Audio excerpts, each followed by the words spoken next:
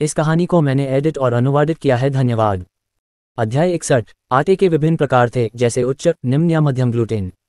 कुछ पकौड़ी और बंस बनाने के लिए उपयुक्त थे, कुछ ब्रेड बनाने के लिए उपयुक्त थे और कुछ नूडल्स बनाने के लिए उपयुक्त थे। विभिन्न श्रेणियां इस बात पर निर्भर करती थीं कि आटा कितना पकाया गया था।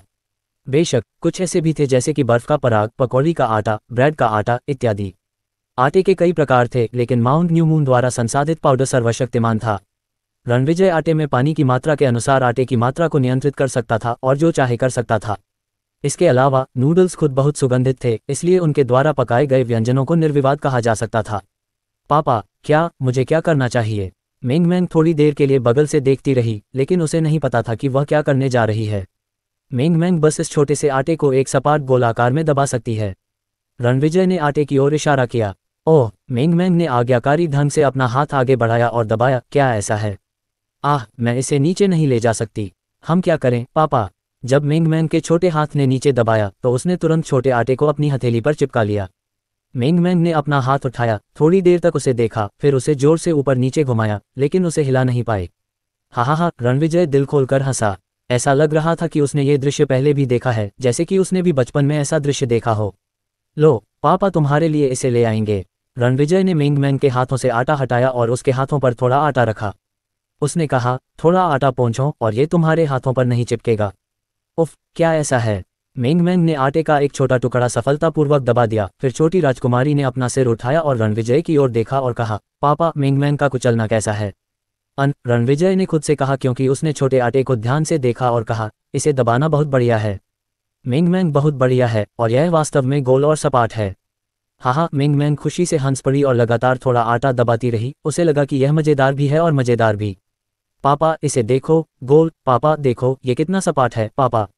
जब रणविजय ने यह दृश्य देखा तो उसके मुंह के कोने से एक खुश मुस्कान के साथ साथ उसकी आंखों की गहराई भी कुछ हद तक विमुख हो गई। पहली बार पिता के रूप में उसे आखिरकार पता चला कि उसके पिता को बचपन में कैसा महसूस होता था। उस समय उसने आटा दबाया था और उसके पिता ने उसे कितनी कोमल निगाहों से देखा था। उनके परिवार के सदस्य खुशी खुशी पकौड़े पैक कर रहे थे और बच्चे की खुश सूरत। एक पिता के रूप में उसका दिल खुश और संतुष्ट था। मुझे आश्चर्य है कि अब माँ और पिताजी कैसे हैं। 1 साल बाद, चाहे आप कहीं भी हों, चाहे आपको कोई भी परेशानी हो, मेरा बेटा आकर आपको ले जाएगा। परिवार का पुनर्मिलन, मैं आप सभी को आपकी प्यारी पोती से मिलवाऊंगा। रणविजय ने आह भरी धीरे से उसके दिल में। वह स्वाभाविक रूप से अपने माता पिता के बारे में चिंतित था, लेकिन रणविजय कभी भी इस भावना को अपने चेहरे पर नहीं दिखाता था। इसके बजाय वह इसे अपने दिल की गहराई में दबाए रखता था। यह अनन्या के जैसा ही था। मेंग मेंग ने बहुत धीरे से आटा दबाया। हर बार जब वह बटन दबाना समाप्त करती तो रणविजय 2 सेकंड में आटा गूंथ लेता और 2 सेकंड में पकौड़ी लपेट देता। पकौड़ी गोल और मोटी थी, सोने की दली की तरह। इससे मेंग मेंग थोड़ा चिंतित हो गया। जब उसने अपनी गति बढ़ाई तो उसने मुंह बनाया और कहा, अया पापा, आप थोड़ा धीमा क्यों नहीं करते? ठीक है, ठीक है, ठीक है। डैडी थोड़ा धीमे होंगे। आप डैडी के साथ बटन क्यों नहीं दबाते? नहीं, मैं दबाता हूँ। रणविजय और मेंग मेंग के बीच बातचीत के समय पकौड़ी उचित रूप से लपेटी गई थी। क्योंकि वे मुख्य रूप से मेंग मेंग द्वारा बनाए गए थे, पकौड़ी बहुत बढ़िया थी और सामान्य से बहुत छोटी थी। रणविजय पैनल लेकर रसोई में वापस आ गया। ठीक इसी समय पानी भी उबल गया और फिर पकौड़ी उबलते पानी में पकने लगी। तभी रणविजय ने लहसुन को बारीक काटकर एक कटोरे में डाल दिया। उसने सोया सॉस डाला और उसके बगल में सिरका, सुगंधित तेल और मिर्च का तेल रखा। रणविजय ने 2 छोटी प्लेटों का इस्तेमाल करके डिपिंग कॉन्डिमेंट्स को मिलाया और बहुत जल्दी पकौड़ी को एक जालीदार बेसिन में रखा गया और रणविजय ने 2 प्लेटें टेबल पर रख दी। मेंग मेंग, अब हमारे खाने का समय हो गया है। रणविजय ने मेंग मेंग को हाथ हिलाकर कहा, जो सोफे पर बैठी थी। आओ खाते हैं। मेंग मेंग खुशी से दौड़ी। बॉस! जैसे ही लियांग मेंकी ने अपना मुंह खोला, उसने उसे बीच में टोक दिया। आगे बढ़ो और उन्हें ले आओ। भविष्य में पूछने की कोई ज़रूरत नहीं है। जब मैं खाना बनाऊंगा तो मैं तुम लोगों के लिए कुछ छोड़ दूंगा। हे, बॉस, आप बहुत अच्छे हैं। मैं आपसे प्यार करता हूँ। ये सुनकर लियांग मेंकी का चेहरा चमक उठा और उसने सबके सामने कुछ अस्पष्ट शब्द भी कहे। उसके बाद लियांग मेंकी का चेहरा थोड़ा लाल हो गया और उसका दिल और भी तेजी से धड़कने लगा।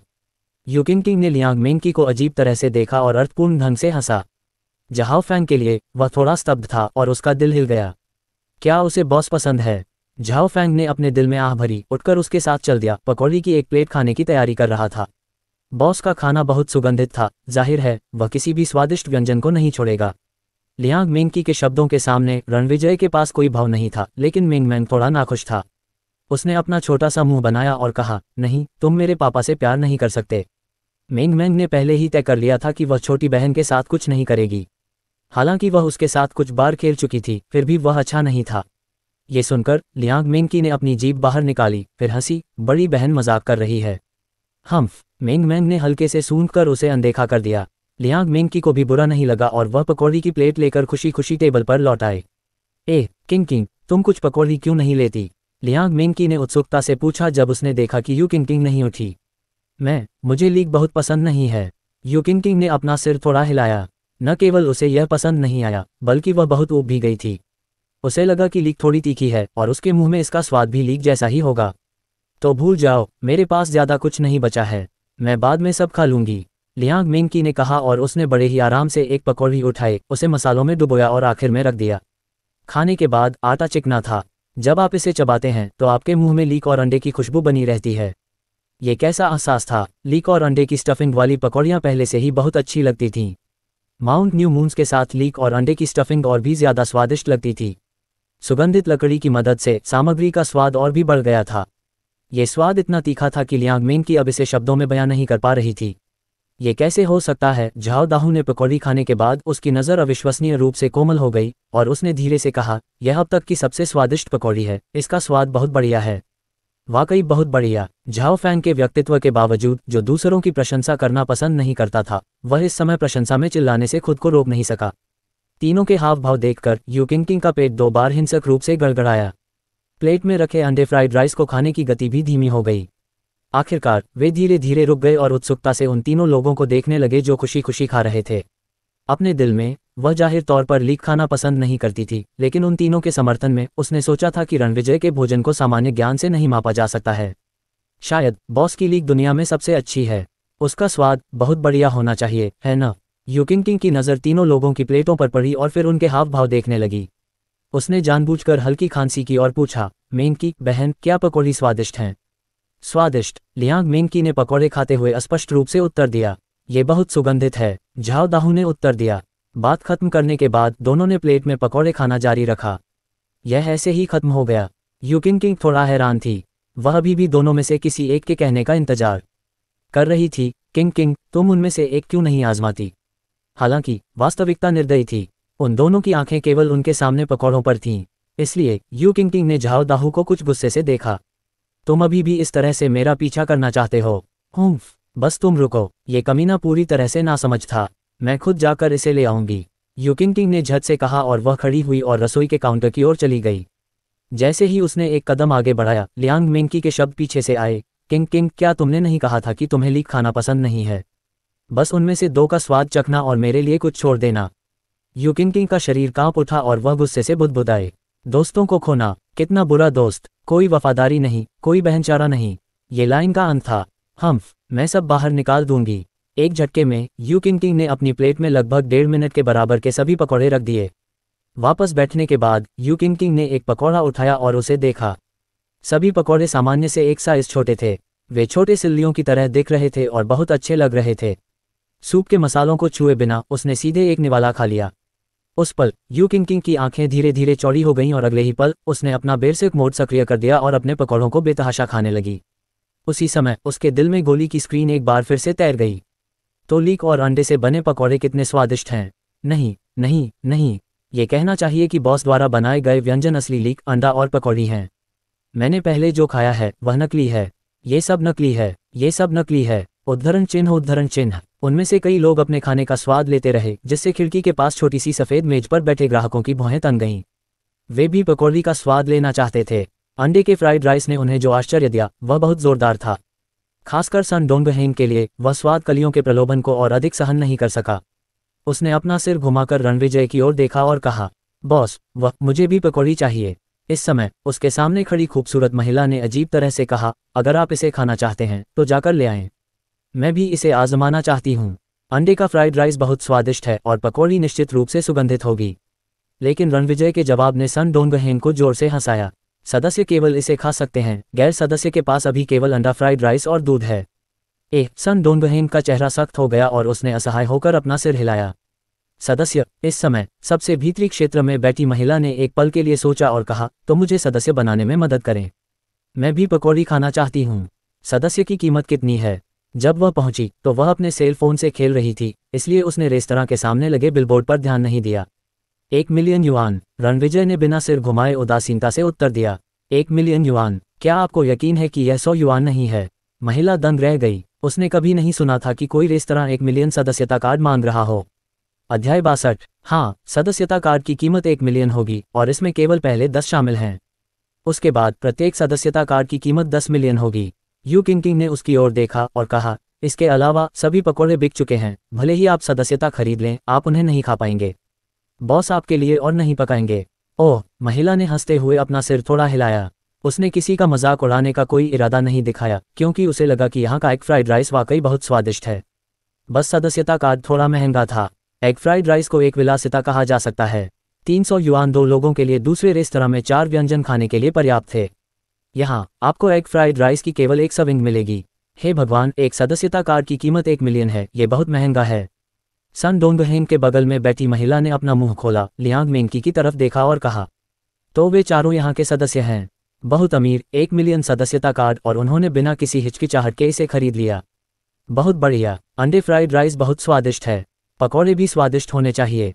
अरे नहीं, ये रेस्टोरेंट बहुत अनोखा है। यह अफसोस की बात है कि केवल सदस्य ही ऐसे स्वादिष्ट भोजन का आनंद ले सकते हैं। उद्धरण चिन्ह उद्धरण चिन्ह। महिला के बेरहम शब्द जो सन डोंगहेम ने सुने उसके दिल में बस गए।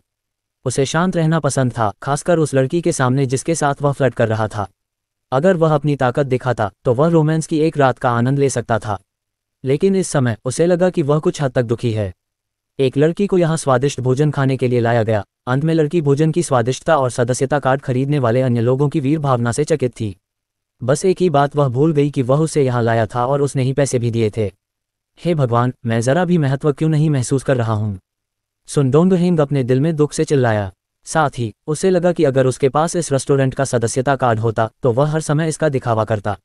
जरा सोचिए, हर कोई स्वादिष्ट एग फ्राइड राइस की तारीफ कर रहा था। हालांकि जब उन्होंने दूसरे व्यंजन देखे और उन्हें चखना चाहा तो सिर्फ सदस्य ही उन्हें चख सकते थे। सुन डोंगहेम को लगा कि अगर उसके पास यहाँ की सदस्यता होती, इसे दिखावा करने का सबसे बड़ा स्तर कहा जा सकता है। जरा सोचिए, एक सदस्य के तौर पर वह एक लड़की को यहाँ ऐसा खाना खिलाने लाया जिसे सिर्फ सदस्य ही खा सकते थे। दूसरों की ईर्ष्या भरी निगाहों को देखते हुए ये सोचते हुए सुन डोंगहेम के पूरे शरीर में रोंगटे खड़े हो गए। क्या होगा अगर मैं भी सदस्यता कार्ड के लिए आवेदन करूं? अचानक यह विचार सन डोंगहेम के दिमाग में आया। यह विचार और भी तीव्र होता गया। लेकिन मेरे पास इतने पैसे नहीं हैं, मुझे क्या करना चाहिए? ठीक है, क्या होगा अगर मैं अपनी माँ को बुलाऊं कि वे आकर खाना खाएं? उन्होंने एग फ्राइड राइस का स्वाद चखा और निश्चित रूप से मुझे सदस्यता कार्ड देंगी। हा, बस इतना ही। एग फ्राइड राइस खाने से ऐसी कोई समस्या नहीं है जिसका समाधान ना हो। सन डोंगहेम के दिमाग में एक विचार आया और उसकी आंखें हल्की सी चमक उठीं। मेज के दूसरी तरफ 3 लोग पहले से ही पकौड़ी खाने के लिए ले रहे थे। लियांग मेंकी को एहसास हुआ कि यू किंग किंग की प्लेट पर सभी पकौड़ी रखने के बाद उसे अपनी महिला जैसी शक्ल की परवाह नहीं थी और उसने अपनी चॉपस्टिक यू किंग किंग की प्लेट की ओर बढ़ा दी। झाओ दाहू के लिए उसने चुपके से और सावधानी से चॉपस्टिक के लिए हाथ बढ़ाया। तुम क्या कर रहे हो? तुम क्या कर रहे हो? यू किंग किंग ने प्लेट को अपनी बाहों में जकड़ लिया और सावधानी से कहा, इसे मत छीनो, तुम इससे बेहतर हो। मैं तुम्हें ये बता दूं, मैंने आखिरकार लीक का भोजन किया है, तुम सभी को इसे छीनने की अनुमति नहीं है। किंग किंग, मेरा पेट अभी भरा नहीं है। किंग किंग, मुझे कुछ दो। ये देखकर कि वह इसे छीन नहीं सकती, लियांग मेंकी ने जल्दी से अपनी मीठी आवाज में उससे विनती की। उसकी चुलबुली निगाहों ने झाओ फैंग की आंखों को सचमुच चकित कर दिया। जितना अधिक वे एक दूसरे के साथ बातचीत करते थे उतना ही उसे एहसास होता था कि लियांग मेंकी उस सही लड़की के बहुत करीब थी जिसे वह मन में सोच रहा था। बहुत करीब। शायद इसे करीब नहीं कहा जा सकता था, लेकिन ये भी कहा जा सकता था कि वह सही लड़की थी। जहां तक यू किंग किंग की बात है, वह लियांग मेंकी की चुलबुली हरकतों को बर्दाश्त नहीं कर सकी और बार बार कहती रही, ठीक है ठीक है ठीक है, मैं तुम्हें अभी कुछ दूंगी, है ना? इस तरह उसने लियांग मेंकी को अपनी प्लेट में मौजूद पकौड़ों का 1/3 हिस्सा दे दिया। झाओ दाहू को इसका बेसब्री से इंतजार करते हुए देखकर यू किंग किंग ने उसे केवल 5 पकौड़े दिए, और इससे भी झाओ दाहू खुश हो गया। खाना खत्म करने के बाद लियांग मेंकी और बाकी लोग बिल चुकाने चले गए। बॉस, पकौड़े कितने के हैं? लियांग मेंकी ने मुस्कुराते हुए पूछा। मुख्य कोर्स और खाना सब एक ही कीमत पर है, रणविजय ने जवाब दिया। ओह, तो ये प्रत्येक के लिए 300 है। लियांग मेंकी थोड़ा स्तब्ध रह गई, फिर उसने अपनी जीभ बाहर निकाली और कहा, मुझे अभी याद आया, हमने केवल मुख्य भोजन खाया था। बॉस ने जो खाना पकाया था वह बहुत स्वादिष्ट था, ये प्यार से मरने जैसा था। ही लियांग मेंग की पहले तो I love you to death कहना चाहती थी, लेकिन जैसे ही वह बोलने वाली थी उसने देखा कि सतर्क छोटी राजकुमारी उसे देख रही है। मेंग मैन की स्पष्ट आंखों ने उसके शब्दों को समय से पहले ही रोक दिया। फिर मैंने एग फ्राइड राइस की 1 सर्विंग खाए, 2 पकौड़े और 2 कप दूध, कुल 11,000। लियांग मेंग ने बिल का भुगतान किया। यू किंग, झाओ दाहू और झाओ फैंग ने भी अपने खाने का भुगतान खुद किया था। मूल रूप से लियांग मेंग और अन्य दो के बीच एक दूसरे के साथ अच्छे संबंध थे, इसलिए वे एक दूसरे के साथ अच्छा व्यवहार कर सकते थे। लेकिन जब उन्होंने तय किया कि वे यहाँ अक्सर खाना खाने आएंगे तो उन्होंने सोचा कि डच जाना बेहतर होगा। ओह हाँ, सदस्यता कार्ड तैयार है, मैं इसे आपको दे दूंगा। जब लियांग मेंग और अन्य लोग टेबलवेयर साफ कर रहे थे तो रणविजय ने ये कहा और दराज से सदस्यता कार्ड निकाला। मैं नंबर 1 हूँ, मैं नंबर 1 हूँ, लियांग मेंग ने जल्दी से कहा। जब उसने सदस्यता कार्ड उठाया तो वह चौंक गई और उसे ध्यान से देखा। वाह, बॉस ने निश्चित रूप से कुछ पैसे खर्च किए हैं। शब्दों पर हीरे जड़े हुए हैं। एक नज़र में ही वह सदस्यता कार्ड की सामग्री बता सकती थी। वह एक उच्च श्रेणी के आभूषण मूल्यांकन करता थी और उस मामले में बहुत उच्च गुणवत्ता वाली थी। लियांग मेंग ने सावधानी से सदस्यता कार्ड को अपने पर्स में रखा। ये कार्ड पर सामग्री की वजह से नहीं था, बल्कि इसलिए क्योंकि वह एक नज़र में ही जान गई थी कि कार्ड की कीमत केवल 40,000 से 60,000 के आसपास थी और यह कठिनाई हीरे की जड़ाई के कारण थी। वह बहुत सावधान थी क्योंकि इस सदस्यता कार्ड से उसे लगा कि यह बहुत कीमती है। कीमत की वजह से नहीं, बल्कि इसलिए कि इससे वे यहाँ के व्यंजनों का आनंद ले सकते थे। अन्य 3 लोगों को भी उनका खजाना कार्ड मिल गया। यू किंग दूसरे सदस्य थे, झाओ दाहू तीसरे और झाओ फैंग चौथे। उन्होंने अपने सदस्यता कार्ड पकड़े और उत्साहित थे, लेकिन उन्होंने कभी नहीं सोचा था कि निकट भविष्य में मेंग मैन का कैजुअल रेस्तरां दुनिया का नंबर 1 रेस्तरां बन जाएगा। रेस्तरां में हर एक सदस्यता कार्ड बहुत ज़्यादा कीमत पर नीलाम। सदस्यता कार्ड पाकर उसका दिल खुशी से भर गया, लेकिन यू किंग थोड़ा स्तब्ध थी और अवचेतन रूप से पूछा, बॉस, सदस्यता कार्ड पर फ़ोन नंबर क्यों नहीं है? आपको फ़ोन नंबर की क्या ज़रूरत है? रणविजय ने अपना सिर थोड़ा हिलाया और कहा, व्यापार के घंटे तय हो चुके हैं। रेस्तरां आरक्षण स्वीकार नहीं करेगा, इसलिए नंबर छोड़ने की कोई ज़रूरत नहीं है। ओह, ये सच है, यू किंग ने महसूस किया और रणविजय को एक जटिल नज़र से देखा। अगर यह कोई और रेस्तरां होता तो वे शायद सभी तरह के आरक्षण स्वीकार करते। हालांकि इस रेस्तरां में खाना पकाने का समय बस इतना ही कम था। बॉस ने ऐसा व्यवहार किया जैसे उसे कोई परवाह नहीं है। हालांकि आने वाले सभी लोग आश्वस्त थे। जब वे अपने टेबलवेयर साफ कर रहे थे तो सन डोंगहेन के सामने बैठी महिला ने अपना सिर हिलाया और आह भरी, यहाँ की सदस्यता पहले से ही इतनी उच्च श्रेणी की है। वाह, यह असली हीरा है, ये बहुत सुंदर है, मैंने पहली बार ऐसा सदस्यता कार्ड देखा है। ओह सच में, सन डोंगहेन ने मुस्कुराते हुए कहा, यह देखने में वाकई बहुत अच्छा है, वाकई बहुत बढ़िया है। सन डोंगहेन केवल वही व्यंजन खाना चाहता था जिसका आनंद केवल सदस्य ही ले सकते हैं। कल घर का बना व्यंजन था, आज पकौड़ी थी, कोई नहीं जानता था कि कल क्या होगा। दूसरी तरफ खड़ी लड़की की चीखें किसी कामोद्दीपक औषधि की तरह थीं, जिससे सन डोंगहेन अब और सहन नहीं कर पा रहा था। वह जल्दी से अपना सदस्यता कार्ड खरीदना चाहता था, ये सोचते हुए कि आज रात घर लौटने पर उसे क्या कहना चाहिए। ग्राहक एक के बाद एक चले गए और पीछे प्रशंसाओं का कोलाहल छोड़ गए। रणविजय ने जो पैसे इकट्ठे किए थे उनकी गिनती नहीं की, लेकिन $100 के नोटों के ढेर की मोटाई से वह बता सकता था कि यह लगभग 7 से 8 हज़ार थे। कुछ नए ग्राहक जल्दी चले गए और एक के बाद एक 3 और लोग आए और उन्होंने बचा हुआ सारा एग फ्राइड राइस खरीद लिया। जो लोग बाद में आए उनके पास खाना खत्म हो गया। इसके अलावा जब लोग चले गए तो उनके चेहरे से यह स्पष्ट था कि वे एग फ्राइड राइस के आगे पूरी तरह से समर्पित हो गए थे। ऐसा लग रहा था कि जल्द ही रेस्टोरेंट में भीड़ हो जाएगी। अगले दरवाजे पर सिचुआन रेस्टोरेंट। दरवाजे के सामने मैनेजर ने लोगों को रणविजय के रेस्टोरेंट से जाते हुए देखकर भौहें सिकोड़ी। जब खाना इतना महंगा है तो फिर भी ग्राहक क्यों हैं? ऐसा लगता है कि वे लोग हर भोजन के लिए दिन में 3 बार आते हैं। क्या हो रहा है? प्रबंधक स्थिति को समझ नहीं पाया। अगर एग फ्राइड राइस की एक सर्विंग के लिए सिर्फ 30 RMB होता तो वह समझ सकता था, लेकिन अगर एग फ्राइड राइस की एक सर्विंग के लिए 300 RMB होता, जिससे लोग उसके रेस्तरां में 3 बढ़िया व्यंजन भी खा सकते थे और फिर भी एग फ्राइड राइस खाने वाले लोग होते, क्या वह भोजन वाकई इतना खास है? उनके हाव भाव देखकर ऐसा लगता है कि इसमें कुछ चालें हैं। 300 प्रत्येक के लिए, मुझे इसे किसी और दिन आजमाना चाहिए, मैनेजर ने खुद से कहा। रणविजय मूल रूप से सोफे पर मेंगमैन के साथ खेल रहा था, लेकिन जब वह उठा तो उसने पाया कि डाइनिंग रूम झाओ दाहू और झाओ फैंग द्वारा पहले ही साफ कर दिया गया था। रणविजय थोड़ा हंसा। उन दोनों जैसे लोग जो चुपचाप रणविजय को उसके काम में मदद करते थे, रणविजय की नज़र में सम्मानजनक माने जाते थे। अगर कोई मेरी मदद करता तो मैं उनकी और मदद करता। यही वजह थी कि वे रेस्तरां में अधिक से अधिक सहज हो पाते थे और रणविजय कुछ नहीं कहते थे। रेस्तरां के चारों ओर देखते हुए, गायब वस्तुओं के अलावा दीवार पर फोटो फ्रेम को नहीं बदला गया था। रसोई की दीवार के एक तरफ 6 फ्रेम वाली तस्वीरें थीं और पियानो की दिशा में 8 फ्रेम वाली तस्वीरें थीं। मेंगमेंग, क्या हम दोपहर में एक तस्वीर लेने जा सकते हैं? रणविजय ने मुस्कुराते हुए कहा। मेंगमेंग चौंक गई, फिर स्थिति को समझने के बाद वह बहुत खुश हुई। उसने तुरंत अपने हाथों से खिलौना नीचे रखा, अपना छोटा हाथ उठाया और कहा, ठीक है, जाओ एक फोटो ले लो। लड़कियां सुंदरता के प्रति प्रेम के साथ पैदा होती हैं, बेशक मेंगमेंग कोई अपवाद नहीं थी। इसके अलावा रणविजय से मिलने से पहले वह बहुत बहुत बहुत सुंदर थी। हालांकि रणविजय के साथ रहने के कुछ समय बाद श्रोच की तीव्र इच्छा ने महिला की छवि को तोड़ दिया, जिसे अनन्या ने 3 साल से अधिक समय तक कड़ी मेहनत से शिक्षित किया था। रणविजय के शब्दों के अनुसार, आप किस तरह की महिला हैं? मेरे हान यांग अमर की बेटी स्वाभाविक रूप से किसी ऐसे व्यक्ति की आभा है जो दुनिया को नीचे देख सकती है। रणविजय ने मेंगमेंग को न्यू मून बे में फोटो स्टूडियो में ले जाया। स्वागत है सर। एक वेट्रेस आए और मुस्कुराते हुए उनका अभिवादन किया। क्या आप एक पारिवारिक तस्वीर लेना चाहते हैं? हाँ, रणविजय ने सिर हिलाया और कहा, मुझे 14 तस्वीरें चाहिए। फ्रेम 600x800 है। ठीक है मिस्टर, मैं आपको हमारे सर्विस पैकेज से परिचित कराता हूँ। महिला परिचय कराना चाहती थी, लेकिन रणविजय ने हल्के से अपना सिर हिलाया और कहा, परिचय देने की कोई ज़रूरत नहीं है। मुझे सबसे अच्छी चाहिए, कीमत मायने नहीं रखती। अध्याय 63। स्वागत है श्रीमान, कृपया यहाँ आइए। कृपया दूसरी मंजिल पर आइए। ये सुनकर महिला को पता चल गया कि कोई बड़ा ग्राहक आया है और उसने गर्मजोशी से मुस्कुराते हुए रणविजय का दूसरी मंजिल पर स्वागत किया। सर, आपकी बेटी बहुत सुंदर है। बेहतर होगा कि उसके बाल व्यवस्थित हों। महिला ने मेंगमेंग को देखा और उसकी आंखें चमक उठीं। जब मेंगमेंग उसके साथ थी तो उसने हमेशा उसके बालों को प्राकृतिक रूप में रहने दिया था। ये केवल तभी था जब रणविजय समुद्र तट पर गया था, जब उसने मेंगमेंग को एक पोनीटेल दी थी।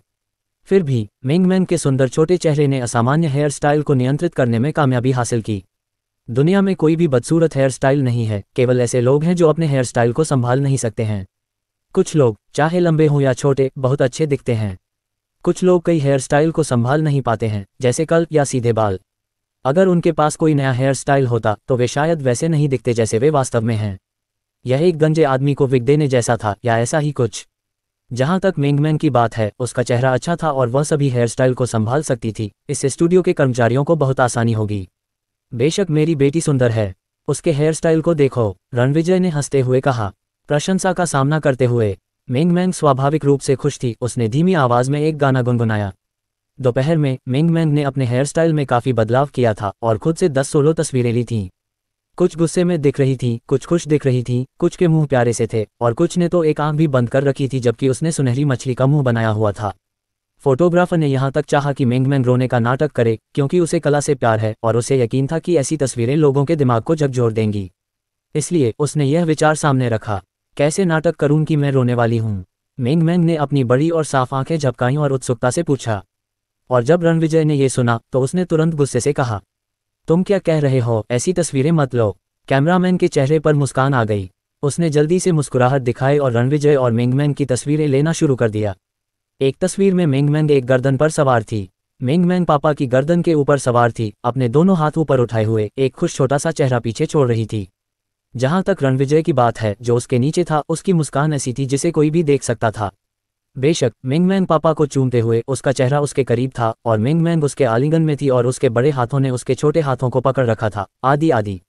तस्वीर लेने के बाद कैमरामैन ने रणविजय के वीचैट को जोड़ा और उससे कहा कि वह आज रात तस्वीर को डेवलप करेगा और कल सुबह उसे रेस्टोरेंट में भेज देगा।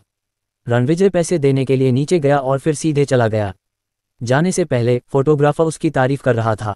सर, और आपकी बेटी की तस्वीरें अब तक खींची गई सबसे खूबसूरत और गर्मजोशी भरी तस्वीरें हैं। प्रशंसाओं का सामना करते हुए रणविजय केवल हल्के से मुस्कुराए। जैसे ही वह कार में चढ़ा, रणविजय का फोन बजने लगा। उसने फोन निकाला और देखा कि यह काजल का फोन था। भाई, आपका रेस्टोरेंट खुल गया है ना? क्या हुआ? क्या आपने सिर्फ अपने खराब कुकिंग स्किल्स से कोई ग्राहक आकर्षित किया? काजल ने मजाक किया। क्या? और आपने अपने भाई का मजाक उड़ाना भी शुरू कर दिया? रणविजय ने हंसते हुए जवाब दिया। रणविजय को रिश्तेदारों के मजाक बहुत पसंद थे और जब वह अपने परिवार के साथ होता था तभी उसे लगता था कि वह एक सामान्य व्यक्ति है, न कि कोई हान्यांगमर। पारिवारिक स्नेह ऐसी चीज नहीं है जिसे सामाजिक वर्ग में अंतर से बदला जा सके। मैं तुम्हें चिढ़ा नहीं रहा हूँ। मैं जानता हूँ कि तुम कैसे खाना बनाते हो। याद है, मेरे 15वें जन्मदिन पर तुमने एक बार खाना बनाया था। क्या हुआ? काजल ने मुस्कुराते हुए कहा। आखिरकार हम सभी को पूरे दिन दस्त लगे रहे और अंत में तुम हमारी माँ से शिकायत करने भी गए कि हमारा बड़ा भाई तुम्हें मारना चाहता है। रणविजय ने मुस्कुराते हुए कहा। उसके दिमाग में उस दिन का दृश्य याद आ गया। उस समय काजल 15 साल की थी और वह 18 साल का था। हालांकि उसने शांग जिंग में बहुत अच्छा खेला था और वह युवा और चंचल था, दूसरों को नीचा दिखाता था, फिर भी वह अपनी छोटी बहन को बहुत प्यार करता था। काजल के जन्मदिन पर रणविजय उसे एक खास तोहफा देना चाहता था, इसलिए इस बारे में सोचने के बाद उसने खुद एक बड़ा भोजन बनाने का फैसला किया। नतीजतन सभी को पता था कि यह बड़ा भोजन एक रेचक की तरह था। तब से काजल रणविजय को रसोई का हत्यारा कहने लगी। अगर लियांग मिंग और बाकी लोगों को इस बारे में पता चलता तो वे शायद बहुत हैरान होते। हन्फ, काजल ने नाक सिकोड़ते हुए कहा, मुझे लगा कि तुम भूल गए हो। मैं परसों छुट्टी पर जा रही हूँ, मैं तुम्हारे घर का जायजा लेने जा रही हूँ। मम्मा, इस बार मैं तुम्हें अपनी असली पाक कला का अनुभव कराऊंगी। रणविजय ने थोड़ा मुस्कुराया। सबसे ज्यादा संभावना है कि काजल के खुद का खाना खाने के बाद वह वहां से जाने को तैयार नहीं होगी। शायद ये सबसे अच्छा ही था, क्योंकि नाइट क्लब में डीजे बनना उसके लिए अभी भी मुश्किल था। सबसे महत्वपूर्ण बात यह थी कि उस तरह की जगह पर हर तरह के लोग होते थे, और चाहे जो भी हो, काजल अभी भी एक दुबली पतली और सुंदर सुंदरी थी, और यह सोचने में उसे जरा भी समय नहीं लगा कि कुछ बुरे लोग होंगे जो उसे परेशान करेंगे। उस नौकरी के बजाय क्यों न मैं अपने खुद के रेस्टोरेंट में रहूं और खाना या कुछ और परोसूं। इस समय रणविजय पहले से ही काजल के आने की तैयारी कर रहा था, इसलिए तैयार किया गया खाना थोड़ा ज्यादा स्वादिष्ट था, जिससे वह यहाँ रहकर काम करने के लिए मजबूर हो गई। काजल ये सुनकर हंस पड़ी और फिर फोन रखने से पहले रणविजय से कुछ बातें की। पापा हैं क्या? आंटी मेहमान बनने आ रही हैं? मेंग मेंग जो पिछली पंक्ति में बैठी थी ने थोड़ी जिज्ञासा से पूछा। हाँ, तुम्हारी आंटी परसों आएगी। रणविजय ने सिर हिलाया। उफ, वो माँ परसों वापस आ जाएगी। पापा, क्या हमें माँ को लेने के लिए अभी भी बड़े पक्षी के घर नहीं जाना है?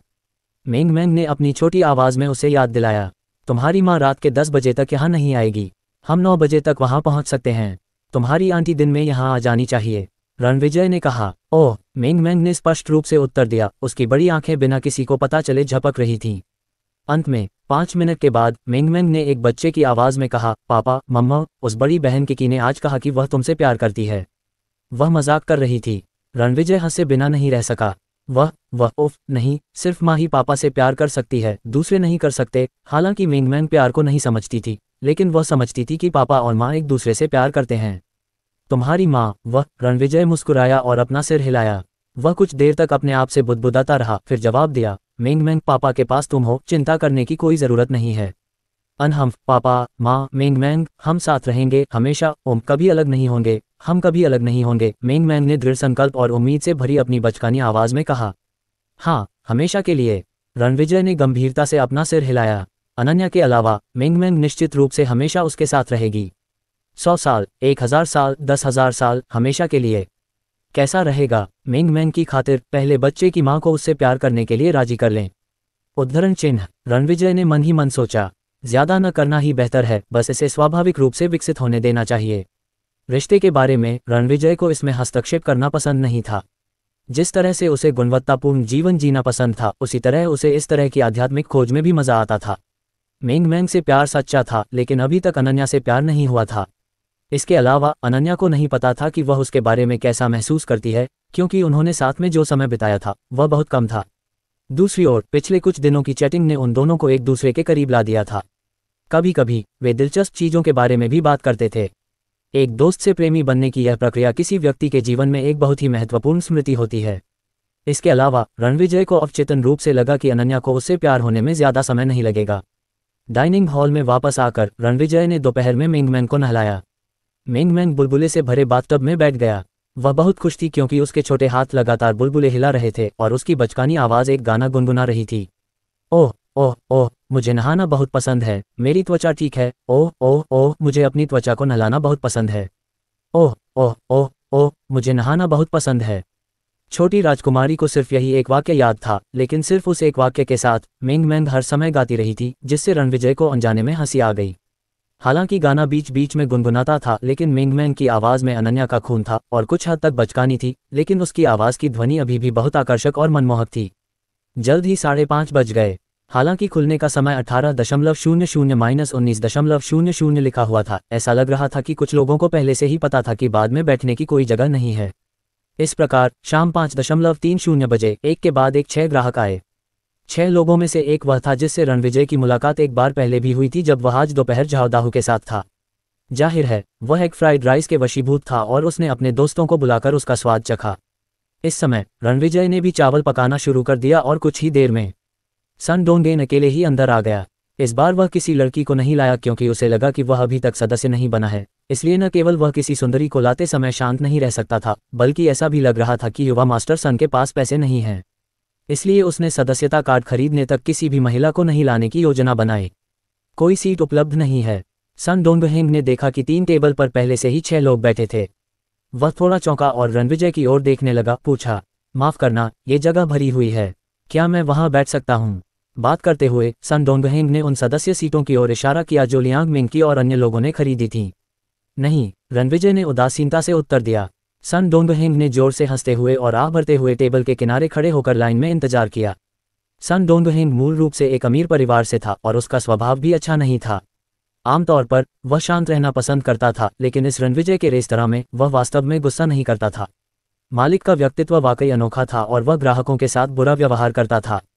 ग्राहकों को अपना खाना खुद परोसने देता था और केवल सदस्य ही स्वादिष्ट व्यंजन चख सकते थे। इसके अलावा जब वह उन्हें पैसे देता था तो उसे कभी भी बदले में पैसे नहीं मिलते थे। पहले 2 बार सन डोंगहेंग ने उसे पैसे दिए, उसने 2 सेकंड तक इंतजार किया, लेकिन रणविजय को आराम से पैसे दराज में डालते और चले जाते देखकर उसे आखिरकार समझ में आ गया कि बॉस ने बदले में पैसे देने की योजना नहीं बनाई है। हालांकि उसे पैसे की कोई परवाह नहीं थी। आखिरकार यहाँ का अंडा फ्राइड राइस दुनिया में सबसे अच्छा था। पैसे की बात को अलग रखते हुए वह अभी भी एक नियमित ग्राहक और एक वफादार प्रशंसक था, लेकिन वह अभी भी एक सदस्य की सीट पर बैठकर खाना भी नहीं खा सकता था। यहाँ सदस्यता कार्ड, मुझे यह मिलना ही चाहिए। उद्धरण, सन डोंगहेंग ने अपने दांत पीस लिए और अपने दिल में दृढ़ता से सोचा।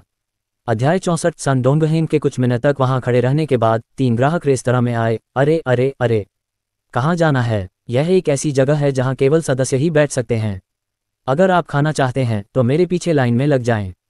सन डोंगहेंग ने तुरंत उन तीनों की ओर हाथ हिलाया। क्या यहाँ केवल 4 सदस्य ही नहीं हैं? वहाँ 3 टेबल हैं, केवल एक टेबल ली गई थी, अभी भी 2 खाली टेबल हैं। उनमें से एक ने झिझकते हुए कहा, भले ही यह खाली हो, लेकिन यह ऐसी सीटें नहीं हैं जिन पर गैर सदस्य बैठ सकें।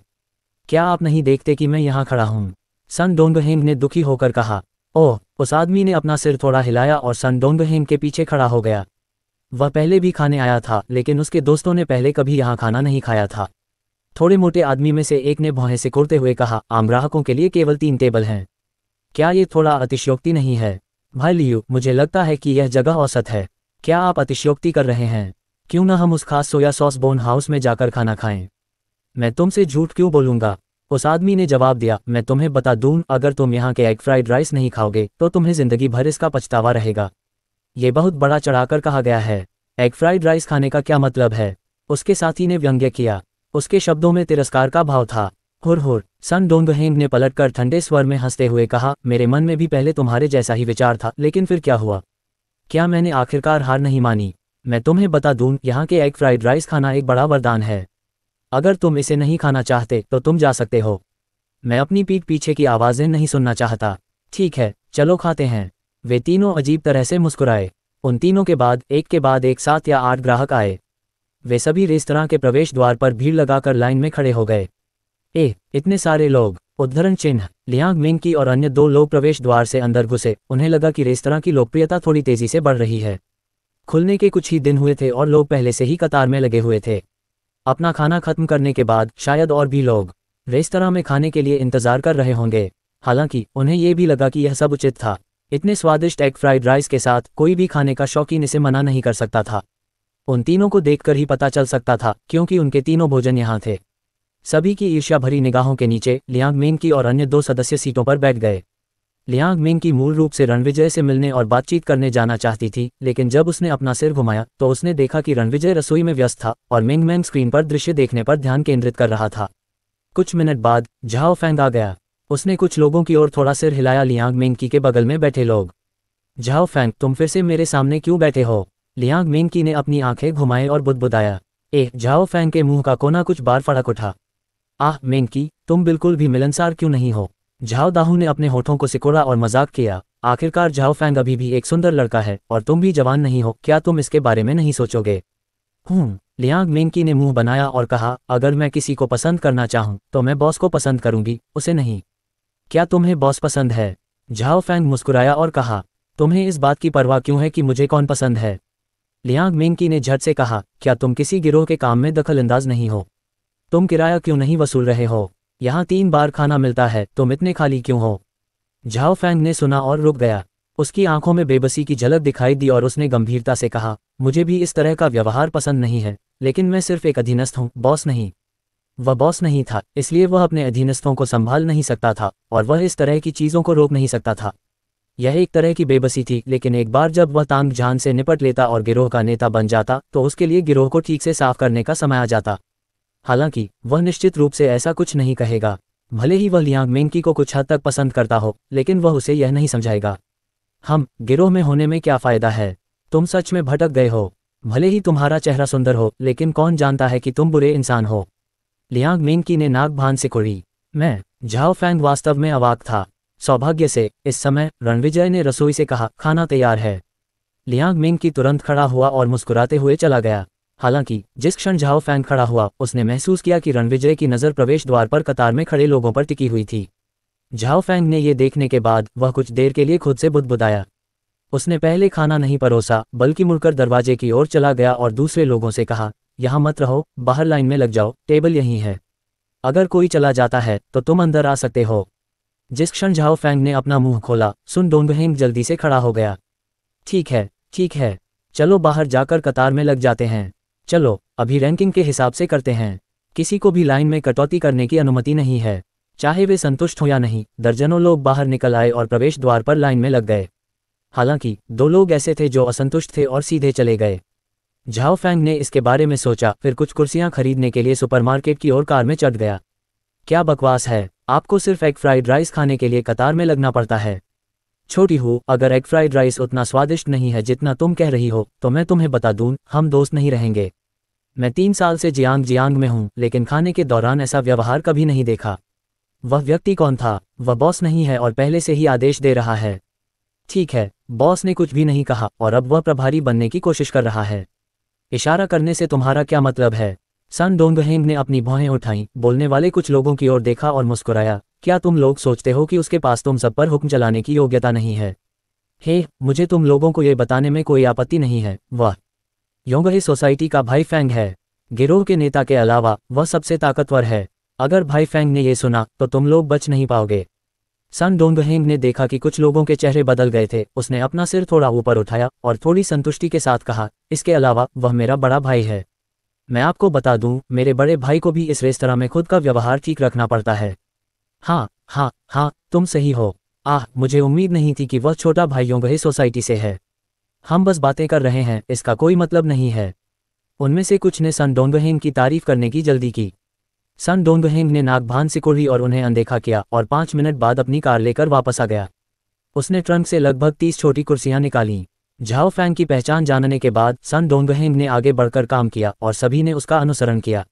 उन्होंने डाइनिंग हॉल के बाईं ओर खिड़की के सामने कुर्सियों को बड़े करीने से रखने में मदद की। काम पूरा होने के बाद वे व्यवस्थित तरीके से बैठ गए और बातचीत करने लगे, जबकि झाओ फैंग रात के खाने की तैयारी के लिए डाइनिंग हॉल में प्रवेश कर गया। मैं नहीं बता सकता, लेकिन आपके इरादे थोड़े अच्छे हैं, लियांग मेंकी ने अजीब लहजे में कहा। मुझे यहाँ अच्छा लगता है। झाओ फैंग ने थोड़ा मुस्कुराया। ये कहना ही होगा कि उसके अनजाने में किए गए कामों की वजह से लियांग मेंकी की राय में उसके प्रति कुछ बदलाव आए। वास्तव में अगर झाओ फैंग ऐसा नहीं करता तो रणविजय भी यही कहता। ये रेस्टोरेंट सिर्फ मेंगमैन की वजह से ही चल रहा था। बेशक रणविजय रेस्टोरेंट के माहौल को अव्यवस्थित नहीं होने देगा, लेकिन अगर रणविजय सबको बाहर बुलाता तो वह उनके लिए कुर्सियां तैयार नहीं करता। ये नज़ारा बगल के मसालेदार रेस्टोरेंट के लोगों ने भी देखा। ऐसा नहीं हो सकता, उस रेस्टोरेंट में वाकई कतार लगी हुई थी। क्या ये लोग मूर्ख हैं? ये 300 युआन का चावल है। यहाँ चावल के एक हिस्से से 4 व्यंजन खाए जा सकते हैं। पागल, सच में पागल। छोटी मेई, जाकर हालात देखो, मैनेजर ने थोड़ा सा मुंह बनाते हुए कहा। ठीक है। जियाओ मेई वह महिला थी जो पहले रणविजय के रेस्टोरेंट में कीमत पूछने गई थी। जब वह सिर हिलाकर रेस्टोरेंट से बाहर निकली तो उसने उत्सुकता से पूछा, तुम लोग यहाँ क्यों बैठे हो? रात के खाने के लिए लाइन में लगो। हाँ, उनमें से एक ने कहा। ये जियाओ मेई ने मुस्कुराते हुए कहा, उनके रेस्टोरेंट का खाना इतना महंगा है, तुम सब अभी भी खाने के लिए कतार में क्यों खड़े हो? ये स्वादिष्ट है, खाना इसके लायक है, बेशक हमें इसे खाना ही होगा। 300 युआन इसके लायक है। छोटी मेई ने आंखें खोलकर देखा। हाँ, एक आदमी जिसने अभी अभी खाना खत्म किया था ने व्यंग्य किया और कहा, मैं इसे इस तरह से कहूँ, भले ही मालिक 3000 युआन का खाना बेचे, फिर भी बहुत सारे लोग इसे खाने के लिए कतार में लगेंगे। मालिक दयालु है और 300 युआन बेचकर सभी को लाभ पहुंचाना चाहता है। इतना प्रभावशाली। इस बार लिल मेई पूरी तरह से स्तब्ध रह गई। इस बार किसी ने उसका जवाब नहीं दिया।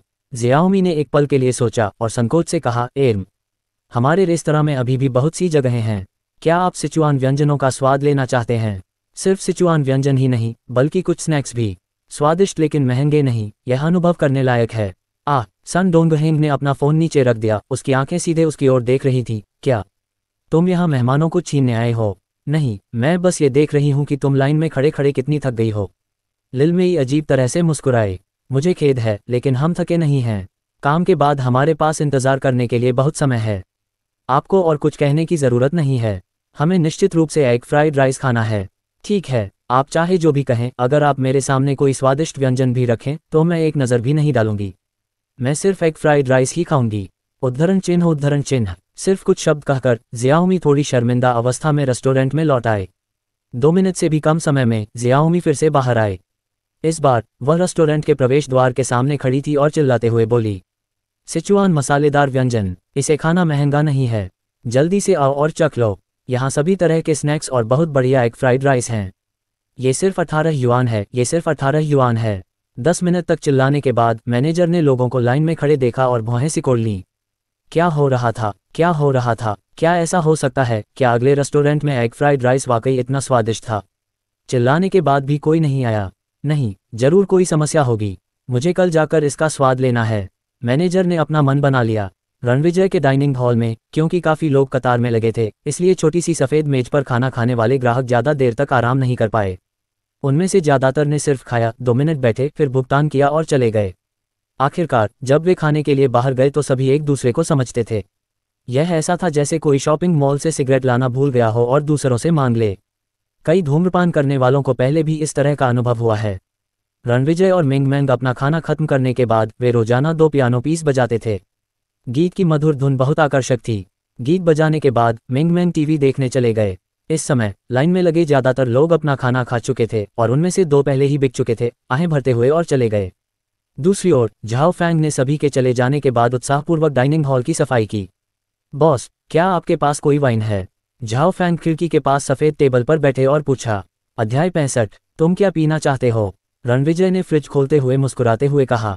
फ्रिज में सभी तरह की बियर और कुछ ड्रिंक्स भरी हुई थीं। रणविजय ने कोई ड्रिंक पीने की योजना नहीं बनाई थी, उसने बस उसे टेबल पर रखा था, लेकिन कभी कभी बियर पीना काफ़ी दिलचस्प होता है। जो भी हो, झाओ फैंग ने मुस्कुराते हुए जवाब दिया। नतीजतन रणविजय ने सीधे बियर के 4 डिब्बे निकाले, जो सभी बड़ी बोतलें थीं। उसने पलटकर मिंगमैंग की तरफ देखा। लिटिल प्रिंसेस कार्टून देखने का आनंद ले रही थी, इसलिए रणविजय आज़ाद हो सकता था। बियर लेकर वे बैठ गए और एक दूसरे की बातें सुनने लगे। क्या है? क्या तुम्हारे दिमाग में कुछ है? रणविजय ने बियर का एक घूंट पिया और कहा, मुझे लगता है कि ऐसा है। झाओ फैंग ने अपना सिर थोड़ा हिलाया, उसकी निगाहें कड़वाहट से भर गईं। कल देर रात उसे पता चला कि एक मछुआरे को दक्षिणी जिले के समुद्र तट के किनारे एक लाश मिली है। आधिकारिक पुष्टि के बाद मृत व्यक्ति वह छोटी लड़की थी जिसे तांग जहान ने रखा था, और वह एक सुंदर लड़की भी थी जिसे झाओ फैंग ने जोखिम में डालकर अपने साथ जोड़ा था। झाओ फैंग ने आधे साल तक साजिश रची थी और जब वह सबूत हासिल करने वाला था तो वह असफल हो गया। तांग जहान उसके खिलाफ सतर्क था, लेकिन झाओ फैंग के लिए कुछ भी करना बेहद मुश्किल होगा। बॉस, मैं वास्तव में आपसे ईर्ष्या करता हूँ। झाओ फैंग ने थोड़ा मुस्कुराया और कहा, यह वास्तव में बहुत अच्छा है कि आपकी इतनी अच्छी बेटी है और इस तरह का एक गर्म जीवन है। मुझसे ईर्ष्या मत करो, रणविजय ने उदासीनता से कहा। अगर ऐसा है तो भविष्य में आपको और अधिक ईर्ष्या होगी। हाँ, झाओ फैंग चौंक गया, फिर वह अनजाने में हंसा। उसने शराब का एक बड़ा घूंट लिया और कहा, संतोषजनक, एक आदमी को खूब पीना चाहिए। बॉस, झाओ फैंग के बोलने के बाद उसने रणविजय को सम्मान के भाव से देखा। आप एक विशेषज्ञ हैं, चाहे वह ब्लेड के साथ हो या आपके शरीर में ऊर्जा के साथ, मैं इसे महसूस कर सकता हूँ। हाँ, रणविजय ने सिर हिलाया। पहले मुझे लगा कि मेरी मार्शल आर्ट काफ़ी अच्छी है। हालांकि बॉस से मिलने के बाद मुझे लगा कि अगर मैं आपके साथ मारपीट करूं तो मैं 1 मिनट से ज़्यादा नहीं टिक पाऊंगा। झाओ फैंग ने धीरे से कहा, 1 मिनट बहुत लंबा, अगर मैं आपसे निपटना चाहता हूं। रणविजय मुस्कुराया, एक चाल। हालांकि रणविजय अभी क्यूई कल्टीवेटिंग स्टेज के शुरुआती चरण में था, लेकिन उसका शरीर आसानी से 1000 कैटी या उससे ज़्यादा तक हिल सकता था। एक बार जब वह फाउंडेशन स्टेज पर पहुंच गया तो वह अपनी आत्मा की ऊर्जा को बाहर की ओर छोड़ सकता था। वह केवल एक उंगली से लोगों को आसानी से चोट पहुंचा सकता था। दूसरी ओर झाओ फैंग की अभिव्यक्ति उसके शब्दों को सुनने के बाद एक पल के लिए रुक गई, जैसे कि वह आश्वस्त नहीं था। वह कई वर्षों से एक सैनिक था और स्वाभाविक रूप से वह गुस्सैल स्वभाव का था। सेना में वह अपेक्षाकृत सरल और असभ्य था। यदि आप मुझे हरा सकते हैं तो मैं हार मान लूंगा। रणविजय के शब्दों से झाओ फैंग को लगा कि वह उसे कमाक रहा है और वह अपने दिल में थोड़ा नाराज भी था। उसके भाव देखकर रणविजय समझ गया कि वह क्या सोच रहा था। हल्की हंसी के साथ उसने अपना हाथ झाओ फैंग की ओर बढ़ाया और कहा, इसे आजमाओ। आओ। झाओ फैंग की आंखें चमक उठीं और उसने अपना दाहिना हाथ रणविजय का हाथ पकड़ने के लिए बढ़ाया। जब झाओ फैंग ने उसे ऊपर उठाया तो उसने पहले अपनी 30% ताकत का इस्तेमाल किया, क्योंकि उसे डर था कि वह रणविजय के हाथ को चोट पहुंचा देगा। जब उसने उसे करीब से पकड़ा तो उसने पाया कि रणविजय का हाथ लोहे की चिमटी की तरह सख्त और स्थिर था। दिलचस्प। झाओ फैंग की आंखों में गंभीरता का एक संकेत उभरा। जब उसकी ताकत 50% तक बढ़ गई तो उसने पाया कि बॉस का हाथ अभी भी पहले जैसा ही था। झाओ फैंग ने अपनी बाहें उठाईं। उसके दिल में थोड़ा अजीब था। बॉस, मैं अपनी पूरी ताकत लगाने जा रहा हूं। रणविजय को अपना सिर थोड़ा हिलाते हुए देखकर झाओ फैंग ने धीरे धीरे अपनी ताकत बढ़ाई। 60% ताकत, 70% ताकत, 90% ताकत, 100% ताकत। झाओ फैंग ने इसे जकड़ने की पूरी कोशिश की, लेकिन बॉस का हाथ अभी भी 1 इंच भी नहीं हिला। झाओ फैंग का चेहरा जब थोड़ा लाल हुआ तो उसे एहसास हुआ कि उसने बॉस को कमाका था। ये कैसे संभव है? झाओ फैंग ने आश्चर्यचकित स्वर में कहा। वह जानता था कि उसके पूर्व कप्तान में भी इतनी ताकत नहीं थी। हालांकि झाओ फैंग ने हाथ मिलाने के लिए अपनी सारी ताकत लगा दी थी, लेकिन बॉस के चेहरे के भाव नहीं बदले। झाओ फैंग अभी भी किसी ऐसे व्यक्ति के बारे में नहीं सोच पा रहा था जो ऐसा कर सकता हो। कुछ भी असंभव नहीं है। रणविजय ने उदासीनता से अपना सिर हिलाया, पहली बार अपनी हथेली में थोड़ी शक्ति का प्रयोग किया। उस पल झाओ फैंग ने महसूस किया कि उसके हाथ पर एक ऐसी शक्ति ने प्रहार किया है जिसका वह विरोध नहीं कर सकता, एक ऐसी शक्ति जो वज्र की तरह थी, जिससे उसका दिल कांप रहा था। मैं समर्पण करता हूँ, मैं आत्मसमर्पण करता हूँ। झाओ फैंग का चेहरा पीला पड़ गया। उसे लगा कि उसका मालिक उसे पकड़ रहा है। उसे चिंता है कि उसका हाथ अपंग हो जाएगा, इसलिए उसने जल्दी से दया की भीख मांगने के लिए अपना मुंह खोला। ये देखकर रणविजय ने तुरंत अपना हाथ छोड़ दिया, मुड़ा और मिंगमैन को देखा, फिर हंसा, अपनी बियर उठाए और एक और घूंट पी लिया। इस समय झाओ फैंग पहले से ही स्तब्ध चेहरे के साथ रणविजय को देख रहा था। उसने अपने हाथों को मेज के नीचे रख दिया, सुन्न और बेसुध महसूस कर रहा था।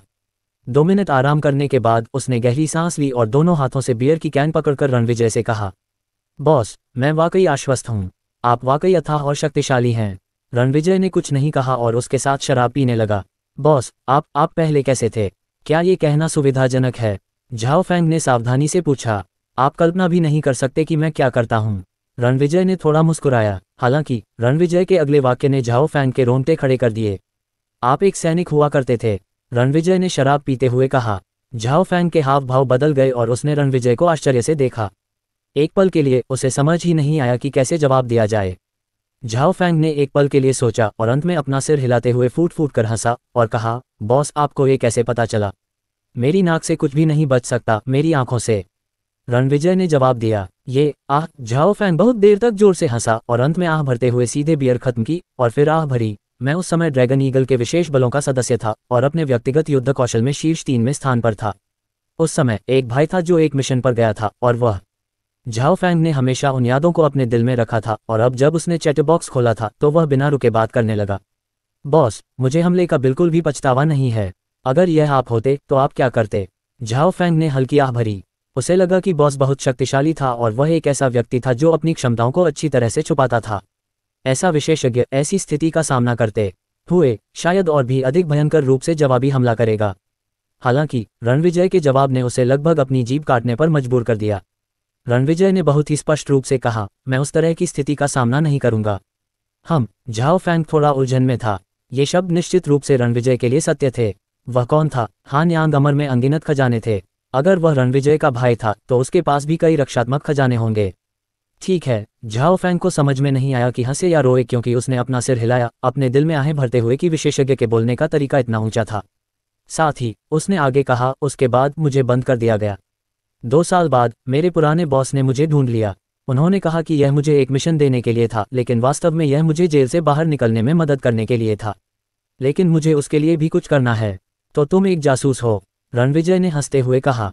अंडरकवर? हाँ। झाओ फैंग ने सिर हिलाया और भारी स्वर में कहा, योंगही सोसाइटी के बॉस तांग जान ने सभी तरह के अपराध किए हैं और हाल के वर्षों में उनके काम करने के तरीके और भी क्रूर हो गए हैं। इसलिए रणविजय के सामने झाओ फैंग ने अपने दिल का सबसे भारी रहस्य उजागर किया। उसने इसे बहुत लंबे समय तक दबाए रखा था और वह बहुत थका हुआ भी था। पापा, पापा! अचानक मिंगमैन ने पुकारा। वह आ रहा है, विज। रणविजय तुरंत उठ खड़ा हुआ और बिना किसी हिचकिचाहट के जाने के लिए मुड़ा। झाओ फैंग एक बार फिर दंग रह गया। उसने उत्सुकता से रणविजय की पीठ की ओर देखा और रणविजय की ओर अपना हाथ बढ़ाया, मानो उसे बुलाना चाहता हो। वह आखिरकार एक अच्छी बातचीत करना चाहता था और अपने दिल की गहराइयों में छिपा राज बताना चाहता था, लेकिन बॉस को उसकी बातों में कोई दिलचस्पी नहीं थी। बॉस, क्या आप इतने बेरहम नहीं हो सकते? झाओ फैंग लगभग अपनी सांस नहीं ले पा रहा था। वह सबसे प्यारे पिता हैं जिन्हें मैंने कभी देखा है, उनमें से एक नहीं।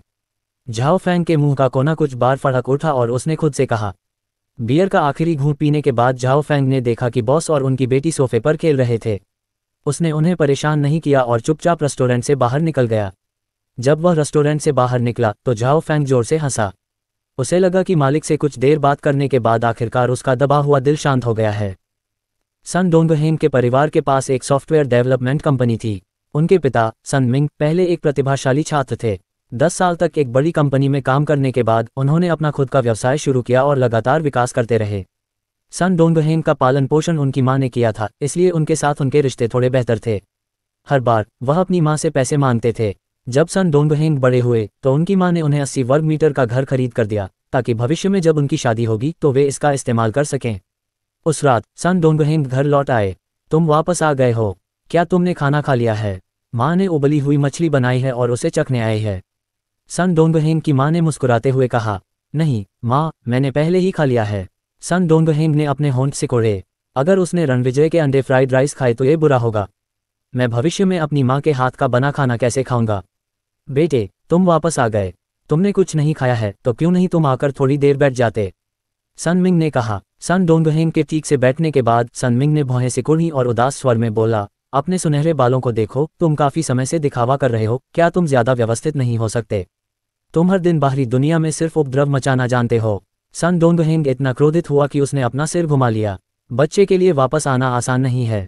कम बोलो, सन डोंगहेम की मां ने सन मिंग को डांटते हुए कहा। कम बोलो, अगर उसे इससे कोई परेशानी नहीं है तो मुझे कोई आपत्ति नहीं है। सन मिंग ने थोड़े निराश स्वर में कहा, जब वह यूनिवर्सिटी में था तब उसे परेशानी पैदा करने के कारण वापस ले लिया गया था। ये बहुत शर्मनाक है। अब तुम पूरे दिन बाहर घूम रहे हो। सन डोंगहेम, मैं देखना चाहती हूँ कि तुम कुछ सफल कर सकते हो या नहीं। मैंने कब गड़बड़ की? सन डोंगहेम अपने दिल में गुस्से को रोक नहीं सका और जोर से बोला, क्या मैंने तुम्हें स्कूल में अपने झगड़े के बारे में सब कुछ नहीं बताया? यह मेरी गलती नहीं है। अगर ये तुम्हारी गलती नहीं थी तो उन्होंने तुम्हें क्यों निकाल दिया? सन मिंग ने अपनी चॉपस्टिक्स को मेज पर पटक दिया। अध्याय 66। 2 महीने पहले सन डोंगहेम विश्वविद्यालय से स्नातक होने वाला था और उसे लड़ाई के कारण निष्कासित कर दिया गया था, जिससे सन मिंग बहुत क्रोधित हो गया था। इस मामले के लिए सन मिंग अक्सर सन डोंगहेम को डांटता था और उसने अपने बेटे को विश्वविद्यालय में वापस लाने में मदद करने के लिए बहुत सारे तरीके खोजने की कोशिश की थी, लेकिन कोई फायदा नहीं हुआ। क्या यह इसलिए नहीं है क्योंकि जिस बदमाश को पीटा गया उसका पिता स्कूल का निदेशक है? एक आदमी के रूप में वह मेरी प्रेमिका को धमकाना बर्दाश्त नहीं करेगा। सन डोंगहेम ने तर्क दिया। प्रेमिका, तुम्हारी कितनी प्रेमिकाएं रही हैं? क्या तुम्हारी कोई महत्वाकांक्षा नहीं हो सकती? तुम कितने साल की हो?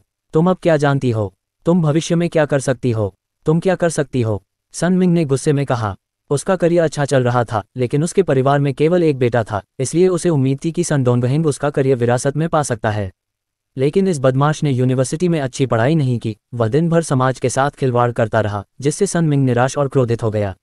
मैं क्या करता हूँ, इससे तुम्हारा कोई लेना देना नहीं है। सन डोंगहेम ने अपने दांत भींचे और अपना सिर घुमाया। उसका स्वर कठोर था। माँ, मुझे पैसे चाहिए, 8 लाख। तुम्हें मेरी जरूरत नहीं है, लेकिन तुम मुझसे पैसे मांग रही हो। सन मिंग ने मेज पर जोर से पटक दिया। मैं अपनी माँ से पैसे मांगता हूँ, तुमसे नहीं। क्या मैंने कभी तुमसे पैसे मांगे हैं? सन डोंगहेम क्रोधित हो गया। वह खड़ा हो गया और गुस्से में जवाब दिया, क्या मैंने परिवार में पैसे नहीं कमाए? मैंने पैसे किस लिए कमाए? परिवार का भरण पोषण करने के लिए, तुम्हें दूसरों से अलग दिखाने के लिए। तुम खुद को किस तरह का भालू समझते हो? अगर तुम्हारा कोई भविष्य नहीं है तो तुम हर दिन सिर्फ पैसे खर्च करोगे और बेतहाशा खर्च करोगे। क्या तुम्हें लगता है कि अब पैसे कमाना आसान है? सन मिंग ने गुस्से में कहा। मुझे तुम्हारी परवाह करने की जरूरत नहीं है। अगर तुम मुझे नहीं देना चाहते तो ऐसा ही हो। सन डोंगहेम ने अपने पीछे की कुर्सी को किनारे कर दिया और गुस्से में बाहर चला गया। कम बोलो। सन डोंगहेम की मां ने आंखें घुमाईं और उसका पीछा किया। जियाओ हेंग। दालान में सन की मां ने उसे पकड़ लिया। उसने सन डोंगहेम को खींचा और धीरे से कहा, तुम्हारे पिता भी तुम्हारे भले के लिए हैं। नहीं। सन डोंगहेम का स्वर थोड़ा उदास था क्योंकि उसने कहा, उसने मुझे हर बार मेरे भले के लिए डांटा।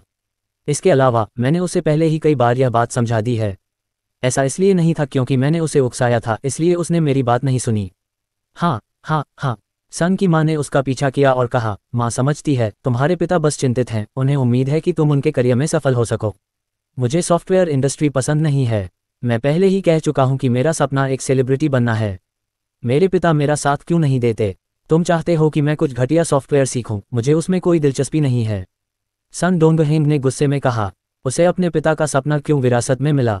उसके पिता उसे क्यों नहीं समझ पाए और उसका साथ क्यों नहीं दे पाए? सन डोंगहेंग बहुत उलझन में था। इस समय सन की मां की आंखों में कड़वाहट और दुख की झलक दिखाई दी। उसने अपना सिर हिलाया और मुस्कुराते हुए कहा, तुम्हारे पिता का भी समय अच्छा नहीं चल रहा है। तुमने अभी क्या कहा कि तुम्हें $8 लाख चाहिए? क्या मैंने तुम्हें इस महीने 3 लाख नहीं दिए? यह उपयोगी है। इस बार मुझे वास्तव में गंभीर काम निपटाना है। सन डोंगहेंग ने धीरे से कहा। क्या है? माँ को बताओ, सन की माँ ने मुस्कुराते हुए कहा। मुझे एक रेस्टोरेंट का सदस्यता कार्ड लेना है। रेस्तरां का सदस्यता कार्ड? इसमें इतने पैसे नहीं लगेंगे। सन की माँ हैरान थी। माँ, सन डोंगहेंग ने एक पल के लिए खुद से कहा, फिर कहा, इस रेस्टोरेंट को मेंगमेंग का कैजुअल रेस्टोरेंट कहा जाता है। सदस्यता की कीमत 1 मिलियन है। इस रेस्टोरेंट में एग फ्राइड राइस बहुत स्वादिष्ट है। बॉस जो भी पकाता है वह स्वादिष्ट होता है। घर के व्यंजन भी विशेष रूप से स्वादिष्ट होते हैं, लेकिन एग फ्राइड राइस के अलावा बाकी सब कुछ सदस्यों को खाना चाहिए। माँ, अगर आप और मैं कल सुबह खाने जाएंगे तो आपको पता चल जाएगा। ठीक है, तो माँ सुबह तुम्हारे साथ आएगी। सन की माँ ने सिर हिलाया। ठीक है, धन्यवाद माँ। इस बार सन डोंगहेंग हंसा। कहने की जरूरत नहीं है, सन डोंगहेंग की राय में अगर उसकी माँ ने एग फ्राइड राइस का स्वाद चखा तो वह निश्चित रूप से उसे सदस्यता कार्ड देगी। फिर सन डोंगहेंग ने सन की माँ की ओर हाथ हिलाया और कहा, माँ, मैं अब वापस जाऊंगा। हाँ, धीरे चलाओ। समझ गया। जब सन डोंगहेंग चला गया तो सन की माँ ने गहरी सांस ली और घर की ओर चल पड़ी। ये देखकर कि सनमिंग लगातार खांस रहा था, उसका चेहरा कड़वा हो गया और उसने जल्दी से सनमिंग की पीठ पर हल्के से थपथपाया। तुम अपने बच्चे पर गुस्सा क्यों हो? सन की माँ ने घुटी हुई आवाज में कहा। खांसी खांसी, आह। सनमिंग थोड़ी देर खांसता रहा, फिर अपने हाथ से रुमाल हटा लिया। उसके हाथ के बीच में ताजे लाल खून की कुछ धारियां थीं, जिससे सनमिंग ने गहरी सांस ली और कहा, मैं नाराज नहीं हूं, मैं बस चिंतित हूं, मेरे पास ज्यादा समय नहीं बचा है। अगर वह ऐसे ही चलता रहा तो कंपनी की सारी उम्मीदें खत्म हो जाएंगी। कंपनी बंद हो गई है, तुम्हारी जिंदगी का क्या होगा? जियाओ हेंग को बताने के बारे में क्या ख्याल है? सुन की माँ ने लाल आंखों से कहा। सुनमिंग ने आह भरी और अपना सिर थोड़ा हिलाया। अगली सुबह रणविजय के दरवाजा खोलने के कुछ देर बाद पड़ोस की दुकान का मैनेजर अंदर आया और कोने में एक टेबल पर बैठे रणविजय की तरफ हल्के से सिर हिलाया। बॉस, एक एग फ्राइड राइस? मैनेजर ने पूछा। लगभग आधे घंटे में, रणविजय ने जवाब दिया। ठीक है। उसके अंदर आने के कुछ मिनट बाद एक सिल्वर सफ़ेद घोड़ा Z4 रेस्तरां के सामने आकर रुका। माँ, मैं तुमसे वादा करता हूँ कि तुम्हें बाद में ज़रूर कोई सरप्राइज मिलेगा। सुन डोंगहेंग ने मुस्कुराते हुए गाड़ी से बाहर आकर सुन की माँ का स्वागत किया। ठीक है, तो मैं बाद में इसका स्वाद चखूंगी। सन की माँ ने हल्की मुस्कान दी। उसका व्यक्तित्व बहुत ही सौम्य था और उसका व्यवहार एक महिला जैसा था। प्रवेश करने से पहले उसने जानबूझकर दरवाजे के सामने नोटिस बोर्ड पर नजर डाली। जब उसे पता चला कि खुलने का समय और सदस्यता कार्ड की ऊंची कीमत पहले ही खत्म हो चुकी है, तो उसकी निगाहें थोड़ी जिज्ञासा प्रकट करने से खुद को नहीं रोक सकीं। उसे समझ में नहीं आया कि इतना छोटा सा रेस्तरां इतना अजीब क्यों होगा। गुड मॉर्निंग बॉस, मेंगमैन कहाँ है? सन डोंगहेंग ने अभिवादन किया और ये देखकर कि मेंगमैन पहली मंजिल पर नहीं थी, उसने पूछा। मैं यहाँ हूँ। अचानक मेंगमैन, जो सोफे पर लेटी हुई थी और किनारे पर खेल रही थी, उठ बैठी। ओह हे, तो वह कहीं छिपी हुई थी। गुड मॉर्निंग लिटिल प्रिंसेस मेंगमैन, सन डोंगहेंग ने मुस्कुराते हुए कहा। मम्मा, ठीक है। मेंगमैन ने अपनी बाहें हिलाईं और जवाब दिया। बहुत प्यारा, बहुत प्यारा, बहुत सुंदर। सन की माँ की आंखें तुरंत प्यार से भर गईं।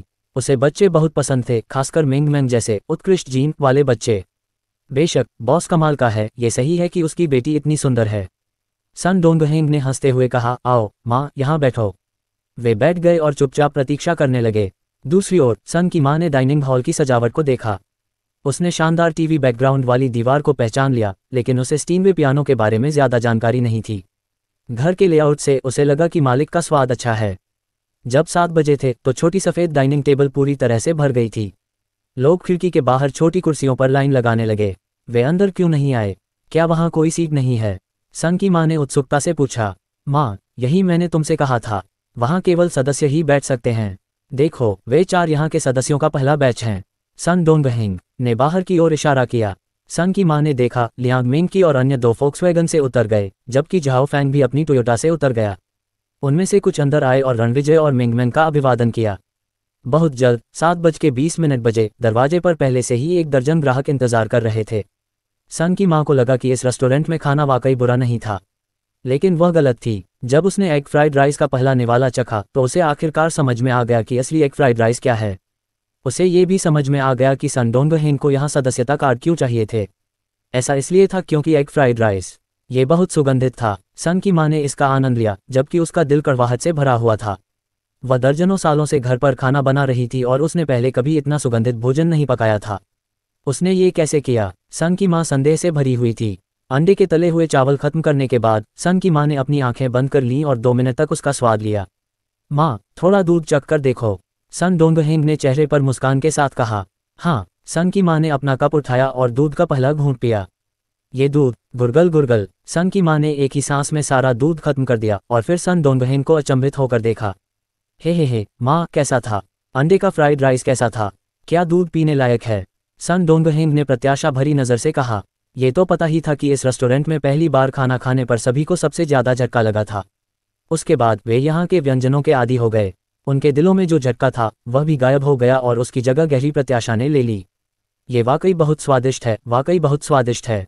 सुन की माँ ने ईमानदारी से कहा, यहाँ का मालिक बहुत कमाल का है। मैंने पहली बार इतना स्वादिष्ट खाना देखा है। दूध का स्वाद भी बहुत तीखा और स्वादिष्ट है, लेकिन अगर यह इतना सुगंधित है तो इसमें कुछ गड़बड़ जरूर है।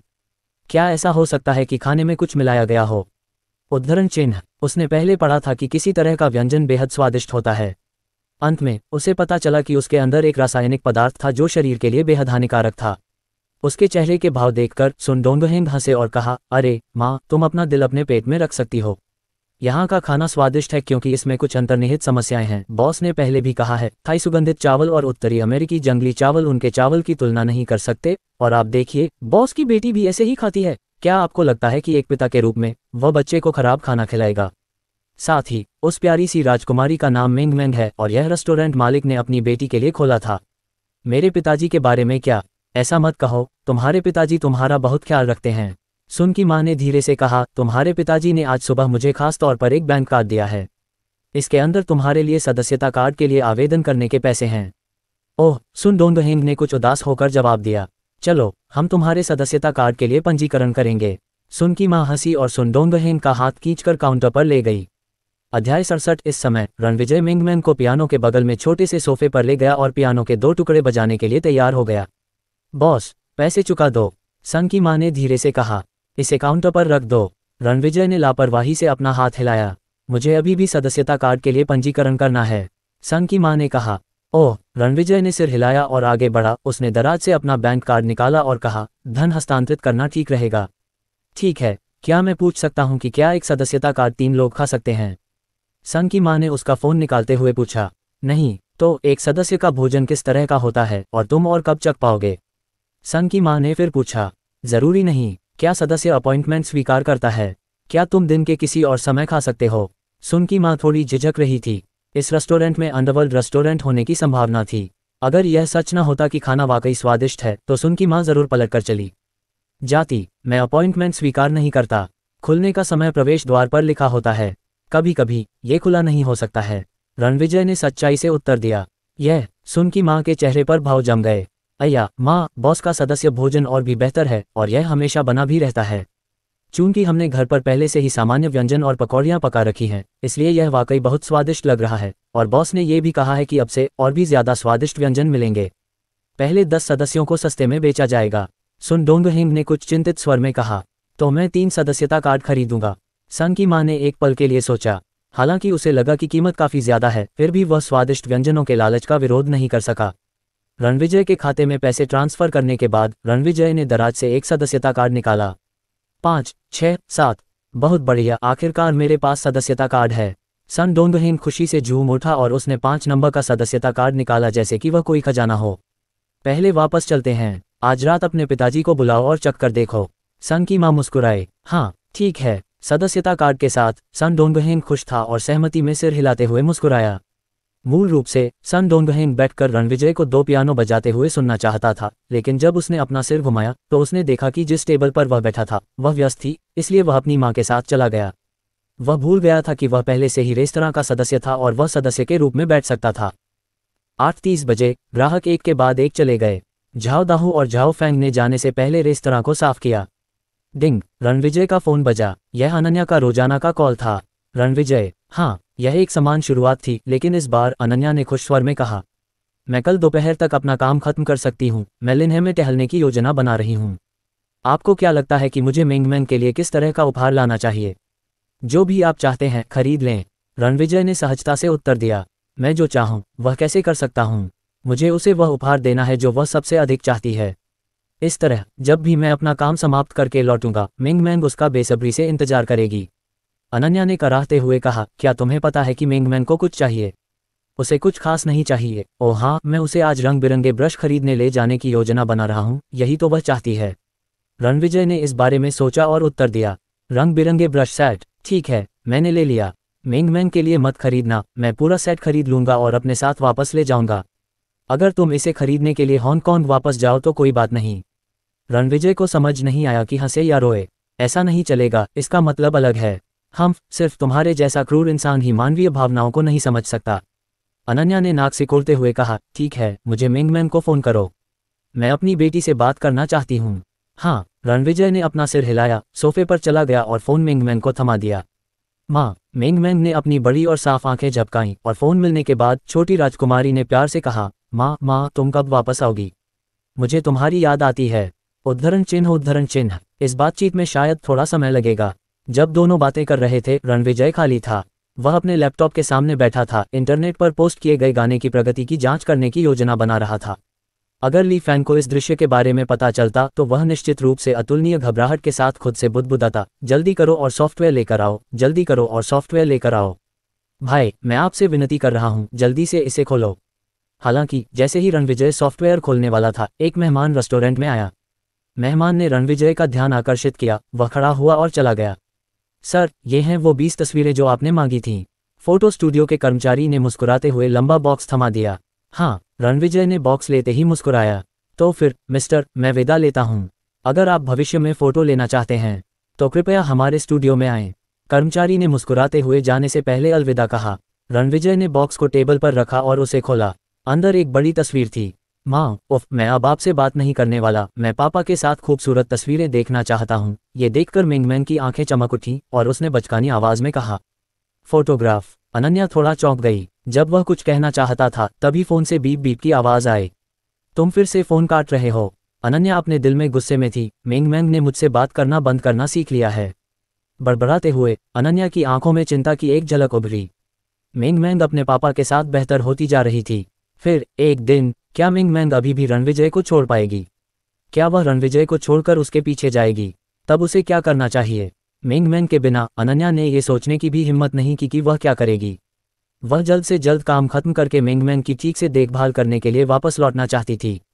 इसके अलावा वह मिंगमैन को वापस यूनियन गार्डन में लाना चाहती थी और उसे कुछ दिनों के लिए जाने देना चाहती थी। वह नहीं चाहती थी कि मिंगमैन रणविजय पर बहुत अधिक निर्भर हो। बेशक ये सारी चिंता सुरक्षा की भावना की कमी से उपजी थी। अगर किसी महिला में सुरक्षा की भावना नहीं होती तो वह स्वाभाविक रूप से अपनी कल्पना को बेलगाम छोड़ देती। इसके अलावा अनन्या के लिए मिंगमैन को पालना आसान नहीं था। ये जानना चाहिए कि पालना 3.5 साल के बच्चे की देखभाल करना बहुत ही थका देने वाला और थकाने वाला काम था। इस क्षेत्र में अनुभव रखने वाला कोई भी व्यक्ति निश्चित रूप से जानता होगा कि बच्चे की देखभाल करना सबसे कठिन काम होता है। अनन्या के आसपास के चिंताजनक माहौल की तुलना में मिंगमैन के कैजुअल रेस्टोरेंट के अंदर का माहौल वाकई शांतिपूर्ण था। पापा, ये फोटो वाकई अच्छी लग रही है, आपको इसे लगाना ही होगा। मिंगमैन ने पहली फोटो देखी। यह मिंगमैन और पापा की फोटो थी। ठीक है, इसे लगाओ, रणविजय ने हल्की मुस्कान के साथ कहा। ये भी अच्छा है, पापा बहुत सुंदर हैं, आपको इसे लगाना ही होगा। ये भी अच्छा है, मिंगमैन ने मुंह बनाया। पापा ने भी मुंह बनाया। हे। और ये, मुझे भी यह चाहिए, ये भी देखने में अच्छा है। बहुत जल्दी मिंगमैन ने सभी 20 तस्वीरों पर टिप्पणी की। मिंगमैन की नज़र में, चाहे वह उसकी अपनी तस्वीर हो या पापा के साथ उसकी तस्वीर, वे दोनों ही बहुत खूबसूरत थीं। रणविजय को समझ नहीं आया कि हंसे या रोए और बोला, मिंगमैन, हमारे पास केवल 14 पिक्चर फ्रेम हैं, इसलिए हम उनमें से केवल 14 ही चुन सकते हैं। मम्मा, नहीं। मिंगमैन ने ये सुनकर मुंह बनाया और दुखी होकर कहा, आप सभी को इसे लटकाए रखना होगा, ये सभी देखने में अच्छे हैं। जरूर। सभी ने फोन रख दिया। रणविजय ने हंसते हुए कहा, मिंगमैन की बात सुनो। ठीक है। मिंगमैन तुरंत फिर से खुश हो गई और उसने ठहाका लगाया, पापा सबसे अच्छे हैं। हा। रणविजय ने अपना सिर हिलाया और हंसा। हम पहली मंजिल पर 14 लटका सकते हैं, अभी भी 6 बचे हैं। क्यों ना हम एक चुनकर दूसरी मंजिल पर लटका दें, ताकि हम पहली और दूसरी मंजिल पर अपनी तस्वीरें देख सकें। उफ, ठीक है। मेंग मेंग ने इस पर विचार किया और सहमति जताई। उसने और पापा ने सीढ़ियों पर लगाने के लिए 6 तस्वीरें चुनी और 1 घंटे तक चुना। अंत में रणविजय ने पहली मंजिल के पियानो की तरफ अपनी और मेंगमैन की 8 तस्वीरें रखीं और दूसरी दीवार पर मेंगमैन की 6 अलग अलग तस्वीरें ली गईं। दूसरी मंजिल पर बची हुई 6 तस्वीरों में से 2 तस्वीरें मेंगमैन की 4 अलग अलग तस्वीरों के साथ ली गईं। पापा, दूसरी मंजिल पर फ्रेम जैसी कोई चीज़ नहीं है। मेंगमैन ने अपने छोटे हाथ से दीवार पर लगी बड़ी काली तस्वीर के फ्रेम की ओर इशारा करते हुए कहा। तो चलो बाहर चलते हैं और कुछ तस्वीर के फ्रेम खरीदते हैं। रणविजय ने कहा, ठीक है, चलो शॉपिंग मॉल चलते हैं। खरीदो खरीदो खरीदो। मेंगमैन को पापा के साथ शॉपिंग करना बहुत पसंद था। जब भी वह माँ के साथ मॉल जाती थी तो वह नाश्ता करना चाहती थी, लेकिन माँ ने उसे केवल कुछ ही खरीदे थे और उसने हमेशा सीमित मात्रा में खिलौने खरीदे थे। जैसा कि अनन्या कह रही है, बच्चे लापरवाही से कुछ भी नहीं खरीद सकते। लेकिन जब बाद में रणविजय की बात आई तो ये लड़का खत्म हो गया। नाश्ता खरीदो खरीदो खरीदो, खिलौना खरीदो खरीदो। इससे मेंगमैन को शॉपिंग का असली सार वास्तव में महसूस हुआ। हर शॉपिंग कार्ट खचाखच भरी हुई थी, लेकिन तुलनात्मक रूप से कहें तो खिलौने और खेलने के लिए दूसरी चीजें खरीदना थोड़ा ज्यादा था। रणविजय उसे ज्यादा स्नैक्स नहीं खरीदता था, लेकिन रणविजय ऐसा कहता था, मेंगमैन, जब तुम ये स्नैक्स बाहर खाओगी तो हम और खरीद लेंगे। इससे मेंगमैन खुश हो जाती थी। हालांकि जब भी वह खाना खत्म करती थी, रणविजय कुछ दिनों के बाद ही सुपरमार्केट जाता था। वह मेंगमैन को ज्यादा स्नैक्स नहीं खाने देता था। अभी जब मेंगमैन ने सुना कि वे कपड़े खरीदने जा रहे हैं तो वह बहुत खुश हुई। वह पापा के पीछे पीछे ऊपर गई और अपने कपड़े बदले, फिर नीचे उनकी कार में गई और पास के शॉपिंग मॉल में चली गई। जाओ एक कार खरीदो। रणविजय ने एक पल के लिए सोचा, ये जीप रैंगलर जो उसने किराए पर ली थी वह सिर्फ एक अस्थायी कार थी। उसके पास शुरू में पर्याप्त पैसे नहीं थे, इसलिए उसने इसे नहीं खरीदा। अब रणविजय के बैंक कार्ड में 6 मिलियन से ज्यादा पैसे थे, जो एक कार खरीदने के लिए काफी थे। इन 4 दिनों के काम में रणविजय ने 7 मिलियन से ज्यादा की कमाई की और 7 मेंबरशिप कार्ड बेचे। मेंबरशिप कार्ड पर खर्च किए गए 10 लाख को घटाने के बाद उन्होंने लगभग 6,300,000 जमा किए, लेकिन रणविजय को इस बात की परवाह नहीं थी कि पैसे कितने हैं। इसके अलावा अगर आप कोई कार खरीदते हैं तो आप 6 मिलियन में ज्यादातर कारें खरीद सकते हैं। बेशक इससे भी ज्यादा महंगी कारें थीं, जैसे Rolls Royce Phantom shadow, Aston Martin जिनकी कीमत करोड़ों में थी, और कई सुपर कारें जिनकी कीमत करोड़ों में थी। लेकिन रणविजय ने उन्हें खरीदने की योजना नहीं बनाई। अगर यह पहले होता तो रणविजय आलीशान कारों के पीछे भागते, लेकिन अब रणविजय सिर्फ एक हल्की मुस्कान दे सकते थे। अध्याय 68। उस वर्ष हानयांग अमर का सामान्य वाहन नॉर्ड्रेगन रथ था। जब वह बाहर जाना चाहता था, नॉर्ड्रेगन रथ खेती की दुनिया में एक उच्च अंत खजाना था। साधारण कारों की तुलना कैसे हो सकती है? अलग अलग दृष्टिकोणों के साथ लक्ष्य भी अलग अलग होगा। भले ही एक लैम्बोर्गिनी और एक जेट्टा को एक साथ रखा जाए, रणविजय की नज़र में वे एक ही हैं, बस कारें। मेंगमैन, चलो पहले एक कार खरीदते हैं, फिर एक फोटो फ्रेम खरीदते हैं, ठीक है? रणविजय हमेशा काफी सहज रहता था। जो कुछ भी करना चाहता था वह रियरव्यू मिरर से मेंगमैन को देखता और पूछता था, उफ, एक खिलौना कार खरीदें। मेंगमैन की आंखें चमक उठीं। ये वह नहीं है। रणविजय को समझ में नहीं आया कि हंसे या रोए, और कहा, यह एक कार है जैसी कि डैडी अभी चला रहे हैं। ओह, मेंगमैन ने कुछ देर सोचा, फिर अपनी बचकानी आवाज में जवाब दिया, पापा की बात सुनो।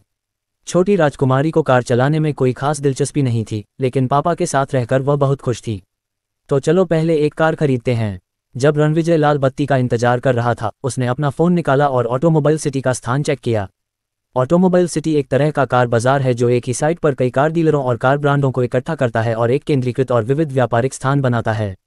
इसमें विभिन्न ब्रांड और प्रकार शामिल हैं जो कार खरीदने के लिए सुविधाजनक है, जिसमें व्यापक विकल्प, सेवा करने में सुविधाजनक, प्रबंधन का मानक, परामर्श, कार चयन, ऋण, बीमा, व्यापार, अधिग्रहण और सेवा का संयोजन जैसे फायदे हैं। स्थान का पता लगाने के बाद रणविजय कार सिटी की दिशा में भाग गया। हांगकांग अमीरों के लिए स्वर्ग था और श्रमिकों के लिए नरक। कार सिटी के मुख्य द्वार के पीछे फ्रंट डेस्क पर 1 दर्जन से अधिक खरीदार खड़े थे। वे सभी मेहमानों का स्वागत करने के लिए इंतजार कर रहे थे और ग्राहकों को व्यवस्थित रूप से सेवा देने के लिए वे जिस तरह से कतार में लगे थे उसके अनुसार भी। हर बार जब वे किसी ग्राहक को सेवा देने के बाद कतार में वापस आते तो उन्हें आराम करने का एक पल भी मिल जाता। अच्छू, पहले स्थान पर बैठी महिला को अचानक छींक आ गई। उसके चेहरे को देखकर ऐसा लग रहा था कि उसे सर्दी लग गई है। लिली, तुम्हें सर्दी कैसे लग गई? पीछे बैठे एक आदमी ने कहा। इसका जिक्र मत करो, कल जब मैं एक ग्राहक के साथ टेस्ट ड्राइव पर गया था तो थोड़ी ठंड थी। लिली ने हल्की सांस ली। हे, ऐसा इसलिए है क्योंकि तुमने बहुत कम कपड़े पहने हैं। क्या तुम ग्राहक को लुभाने की कोशिश नहीं कर रही हो और असफल हो गई? एक और आदमी ने चुटकी ली। चले जाओ, लिली ने झुंझलाहट में अपनी आंखें घुमाईं। मेहमान आ रहे हैं। यह एक जीप रैंगलर है। बोलने वाले आदमी की आंखें तेज थीं। कार के लाइसेंस प्लेट और टायरों पर नीले रंग को घूरने के बाद उसने कहा, किराए की कार, ये व्यक्ति शायद कार खरीदने के लिए यहाँ लापरवाही से चला आया है लिली, इसलिए ये सौदा शायद काम कर जाए। अचू, लिली ने हल्के से नाक से कुड़ी अपने पीछे दूसरी पोनीटेल लड़की को देखा और कहा, जियाओ यूं, तुम इसे क्यों नहीं ले लेते? मैं थोड़ी देर आराम करना चाहती हूँ। ओह ठीक है। जियाओ यूं नाम की लड़की ने सिर हिलाया और ग्राहक का स्वागत करने के लिए खड़ी हो गई। अच्छा, कार किराए पर लेने वाला व्यक्ति अमीर कैसे हो सकता है? लिली ने अपना सिर हिलाया और आह भरी। पीछे खड़े लोगों ने अपना सिर हिलाया और चुपचाप मुस्कुराए। एक पेशेवर सीलर के रूप में स्वाभाविक रूप से उसकी नज़र अच्छी थी। वह आदमी एक नज़र से बता सकता था कि रणविजय ने कार किराए पर ली है, और उसने रणविजय को कुछ बार चेक भी किया। उसका पहनावा भी औसत से ऊपर था, लेकिन उसकी बाहों में छोटी लड़की, जो जीन्स पहने हुए लग रही थी, काफ़ी फैशनेबल थी। इन खबरों से ओल्ड सेलर को लगा कि रणविजय कोई अमीर व्यक्ति नहीं है, वह यहाँ कार खरीदने के लिए नहीं आ सकता है, उसके लिए बिक्री के बाद कुछ पार्ट्स या कुछ और चीज़ें खरीदना संभव था। लिली ठंड से थोड़ी थकी हुई थी और व्यर्थ में व्यस्त नहीं रहना चाहती थी, इसलिए उसने जियाओ को उसे लेने के लिए पीछे भेजा। जियाओ एक नौसिखिया थी, इसलिए वह विभिन्न नियमों को नहीं समझ पाए और सीधे सहमत हो गई। उनका अभिवादन करने के लिए जाने के बाद उसके चेहरे पर एक गर्मजोशी भरी मुस्कान थी। नमस्ते सर, विल्ली सिटी में आपका स्वागत है। क्या आप कार देखना चाहेंगे या? हम कार देखने आए हैं। मेंग मैंग ने अपना छोटा हाथ उठाया और जवाब दिया। कितनी सुंदर छोटी लड़की है। जियाओ यूं उसकी प्रशंसा करने से खुद को रोक नहीं पाए। ऐसी प्रशंसा का सामना करते हुए मेंग मैंग कमोबेश इससे अछूती थी। सर, क्या आपके पास कोई मॉडल है जो आपको पसंद है? जियाओ यूं ने मुस्कुराते हुए पूछा। नहीं, बस एक नज़र डालें, रणविजय ने उदासीनता से उत्तर दिया। ठीक है सर, कृपया इस तरफ चलें, जियाओ यूं ने मुस्कुराते हुए कहा। वह रणविजय से थोड़ा तेज था और गाड़ी के दाहिनी ओर चलने में आगे था। सर, हमारे शहर में कुल 36 ब्रांड हैं, जिनमें सभी तरह की लो, मीडियम और हाई एंड कारें हैं। देखिए, यहाँ पर यह कार मास मेटिंग की नवीनतम पीढ़ी है। ये बहुत किफ़ायती है और काफ़ी लोकप्रिय भी है। रणविजय को अपना सिर थोड़ा घुमाते हुए देखकर जियाओ यून ने तुरंत आगे बढ़कर कुछ कदम आगे बढ़ाए। उसने बगल में खड़ी कार की ओर इशारा करते हुए कहा, यह गाड़ी फोक्सवैगन के लिए है। रणविजय ने मेंग मैंग को उठाया और फोक्सवैगन से भरे इलाके से गुजरते हुए आगे बढ़ते रहे और ब्यूक सेक्शन में पहुंचे। थोड़ी देर बाद वे फोर्ड सेक्शन की ओर बढ़ गए। मेंग मैंग, क्या तुमने वो कारें देखी जो तुम्हें अभी पसंद आईं? रणविजय ने मुस्कुराते हुए पूछा। उफ, मुझे याद नहीं आ रहा कि यह कैसी दिखती है। इतनी सारी, बहुत सारी, मेंग मैंग ने मुंह बनाया। तो चलो एसयूवी पर एक नज़र डालते हैं, केवल उच्च श्रेणी की। रणविजय ने सिर हिलाया और जियाओ यून की ओर देखते हुए कहा। ठीक है सर, कृपया इस तरफ आइए। जियाओ यून की आंखें चमक उठीं। रणविजय के उदासीन रवैये को देखकर ऐसा लगा कि वह वाकई कार खरीदने आया है। जियाओ यून ने आगे बढ़कर एसयूवी क्षेत्र की ओर कदम बढ़ाया और बहुत ही पेशेवर तरीके से उसका परिचय देना शुरू किया। यह एक हाई एंड एसयूवी है। इसे देखिए, यह बाबोस एम ग्रेड है। ये कैडिलैक खालिद है। सर, नई BMW X5 के बारे में क्या ख्याल है? और BMW X6, ये ऑडी Q7 है। जियाओ यून ने रणविजय के हाव भाव को परखते हुए बहुत कुछ परिचय दिया, लेकिन रणविजय पूरे समय शांत भाव में था, जिससे जियाओ यून यह अनुमान लगाने में असमर्थ थी कि रणविजय क्या सोच रहा था। जब उसने काफ़ी कुछ देख लिया तो रणविजय ने मेंग मैंग से फिर पूछा, मेंग मैंग, क्या तुम्हें अभी जो दिखी वह पसंद आई? उफ, सब ठीक है। ऐसा लग रहा है कि सब कुछ पहले जैसा ही है। मेंग मैंग ने इस बारे में सोचा और जवाब दिया। पिता और बेटी की जोड़ी में से रणविजय बहुत ही सहज था। वह अपनी पसंद की कोई भी कार खरीद सकता था। मेंग मैंग को बड़ी कार में बहुत दिलचस्पी नहीं थी, इसलिए इस बार कार खरीदना समय की बर्बादी थी। उसके बगल में बैठी जियाओ यून को भी लगा कि उसका मुंह सूख रहा है। चलो स्पोर्ट्स कार देखते हैं, रणविजय ने उदासीनता से कहा। ठीक है सर, कृपया इस तरफ आइए। जियाओ यून मुस्कुराए और सिर हिलाया। ये BMW Z4 एक क्लासिक है। ये पोर्श 911 है, वहाँ एक पोर्श 458 है, यह मासेराटी GT है, आपको क्या लगता है? और वह लैम्बोर्गिनी। चारों ओर देखने के बाद रणविजय ने फिर से मेंग मैंग की ओर देखा और पूछा, क्या कोई ऐसी कार है जो आपको पसंद है? जियाओ यून की उत्सुक निगाहों के नीचे मेंग मैंग ने कुछ देर सोचा, फिर अपने होंठ फुलाए और जवाब दिया, नहीं। मेंग मैंग के जवाब से जियाओ यून को कुछ हद तक निराशा हुई। वे पहले ही कार शहर के आधे से ज़्यादा हिस्से में चल चुके थे और काफ़ी कारें देख चुके थे। अगर उन्हें उनमें से किसी में भी दिलचस्पी नहीं है तो शायद वे चौंक जाएंगे। जियाओ यून को यह भी संदेह था कि अगर रणविजय वाकई कार खरीदने आए तो। लेकिन अगले ही पल मेंग मैंग के शब्दों ने उसे उम्मीद दी। मेंग मैंग ने अपनी साफ और बड़ी आंखों से चारों ओर देखा, अचानक अपना हाथ उठाया और आगे की ओर इशारा करते हुए कहा, पापा पापा, वह कार वाकई अच्छी लग रही है। ओह, रणविजय और जियाओ यून की निगाहें उस दिशा में चली गईं जिस ओर छोटी हथेली इशारा कर रही थी।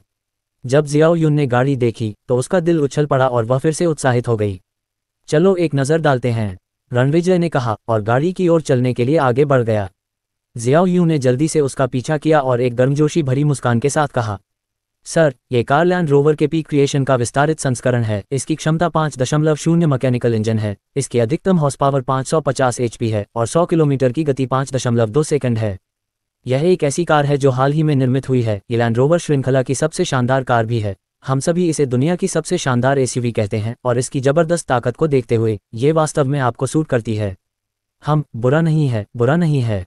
रणविजय की निगाहें अभी भी शांत थीं, लेकिन ये पहली बार भी था जब उसने उसकी प्रशंसा करने के लिए कुछ कहा था। हाँ सर, इस गाड़ी का इंटीरियर भी बहुत आलीशान है। यहाँ उम्मीद की किरण देखकर जियाओ यूं इस गाड़ी का परिचय देने के लिए तैयार थी, लेकिन छोटी राजकुमारी की बचकानी आवाज ने बेरहमी से उसे बीच में रोक दिया।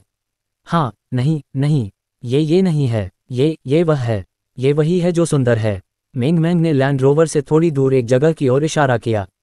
जब जियाओ यूं ने देखा तो उसके चेहरे पर एक भाव जम गया। वहां एक बहुत ही प्यारा दिखने वाला गीली पांडा खड़ा था। चलो चलते हैं, देखते हैं। रणविजय हल्के से मुस्कुराया। जियाओ यूं का मूड चरम से नीचे तक गिर गया और वह कथनीय रूप से असहज महसूस कर रही थी। हालांकि उसने फिर भी सम्मानपूर्वक कहा, यह कार एक गीली पांडा है। इसका सामने वाला चेहरा एक बड़े मुंह के साथ डिजाइन किया गया है और पूरा चेहरा बहुत प्यारा एहसास देता है। ये कार एक प्यारा संस्करण है और इसकी कीमत 35,950 है। जियाओ यूं ने उसे बताई गई जानकारी को समझाना शुरू किया, जिसे रणविजय ने स्वाभाविक रूप से समझ लिया। रणविजय ने पहले कारों का अध्ययन किया था और 1 दर्जन या उससे अधिक सुपर स्पोर्ट्स कारें थीं। हालांकि वह अब कारों के बारे में थोड़ा लापरवाह था। ऐसा लग रहा था कि कार का विन्यास अभी भी थोड़ा कम था। पापा, यह अच्छा लग रहा है। क्या आपको नहीं लगता कि यह एक विशाल पांडा जैसा दिखता है? ये बहुत प्यारा है, बहुत प्यारा है। मेंग मैंग ने ठहाका लगाया। तो इसे खरीद लो, रणविजय ने हल्के से मुस्कुराते हुए जियाओ यूं से कहा। ठीक है, जियाओ यूं ने मुस्कुराते हुए कहा, सर कृपया इस तरफ से, मैं आपको भुगतान करने के लिए ले जाऊंगा। हाँ, रणविजय जियाओ यूं के पीछे पीछे ट्रेडिंग हॉल में गया।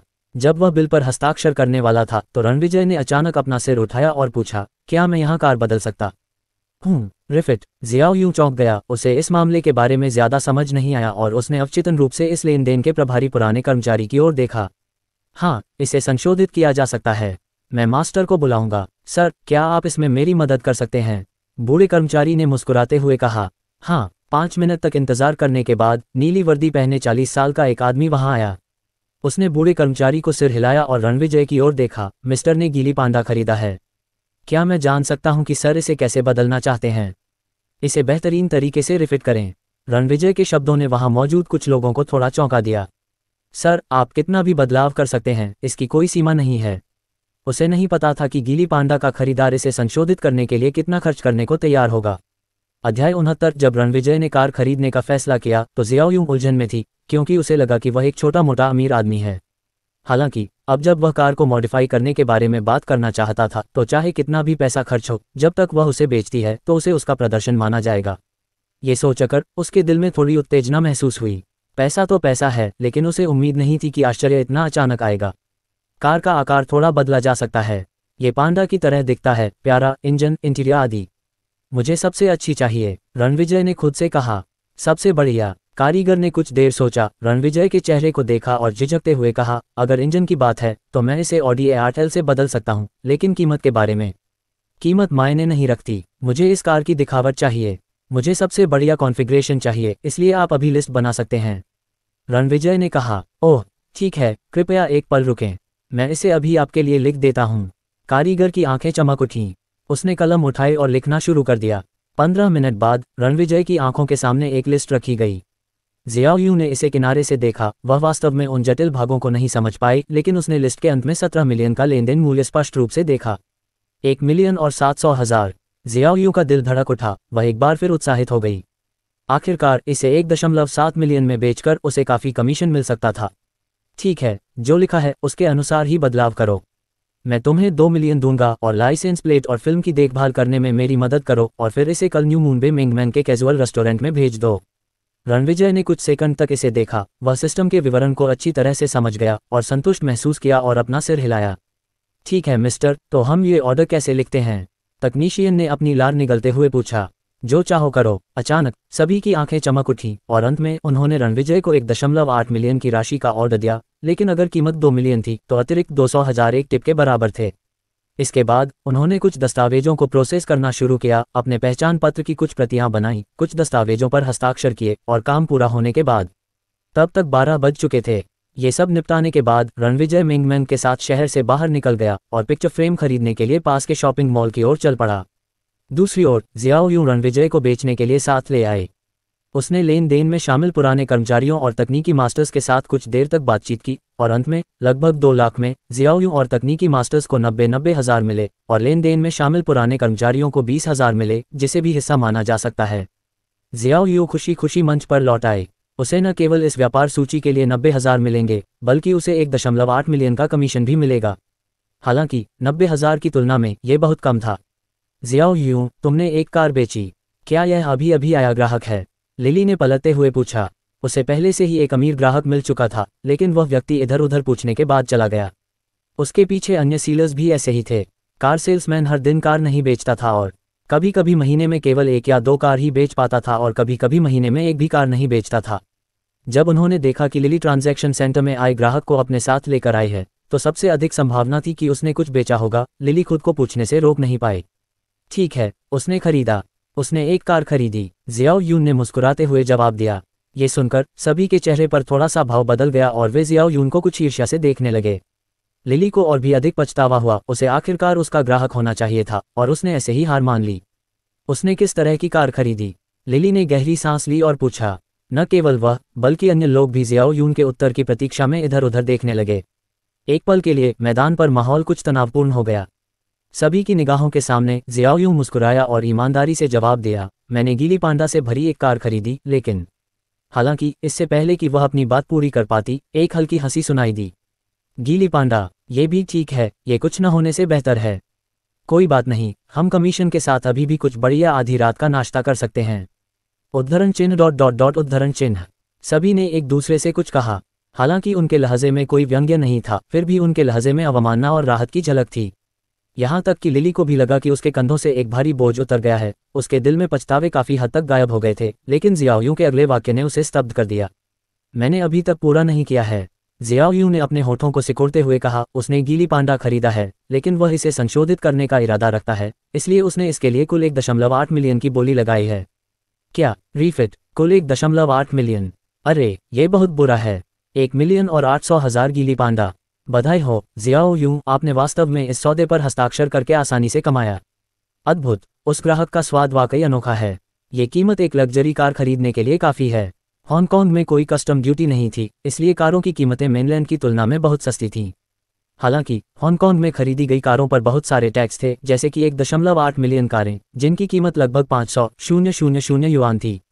अगर ऐसा होता तो कारों की कीमतें मेनलैंड की तुलना में अपेक्षाकृत अधिक महंगी होतीं।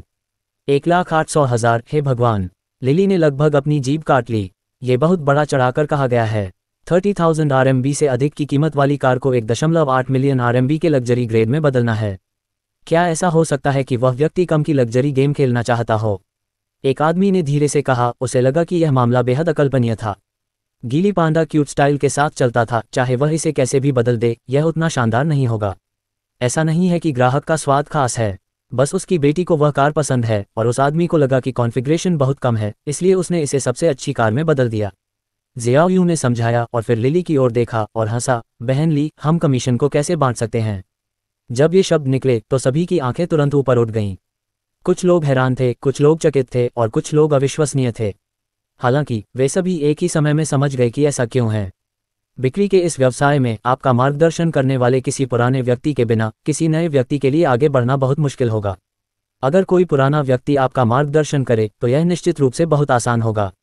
जियाओ यूं के कार्यों ने पुराने बिक्री सर्कल में प्रवेश करने का एक द्वार खोल दिया। पुराने बिक्री जानते थे कि पैसा एक व्यक्ति द्वारा नहीं कमाया जाता है और अकेले लड़ना निश्चित रूप से एक टीम में होने जितना शक्तिशाली नहीं है।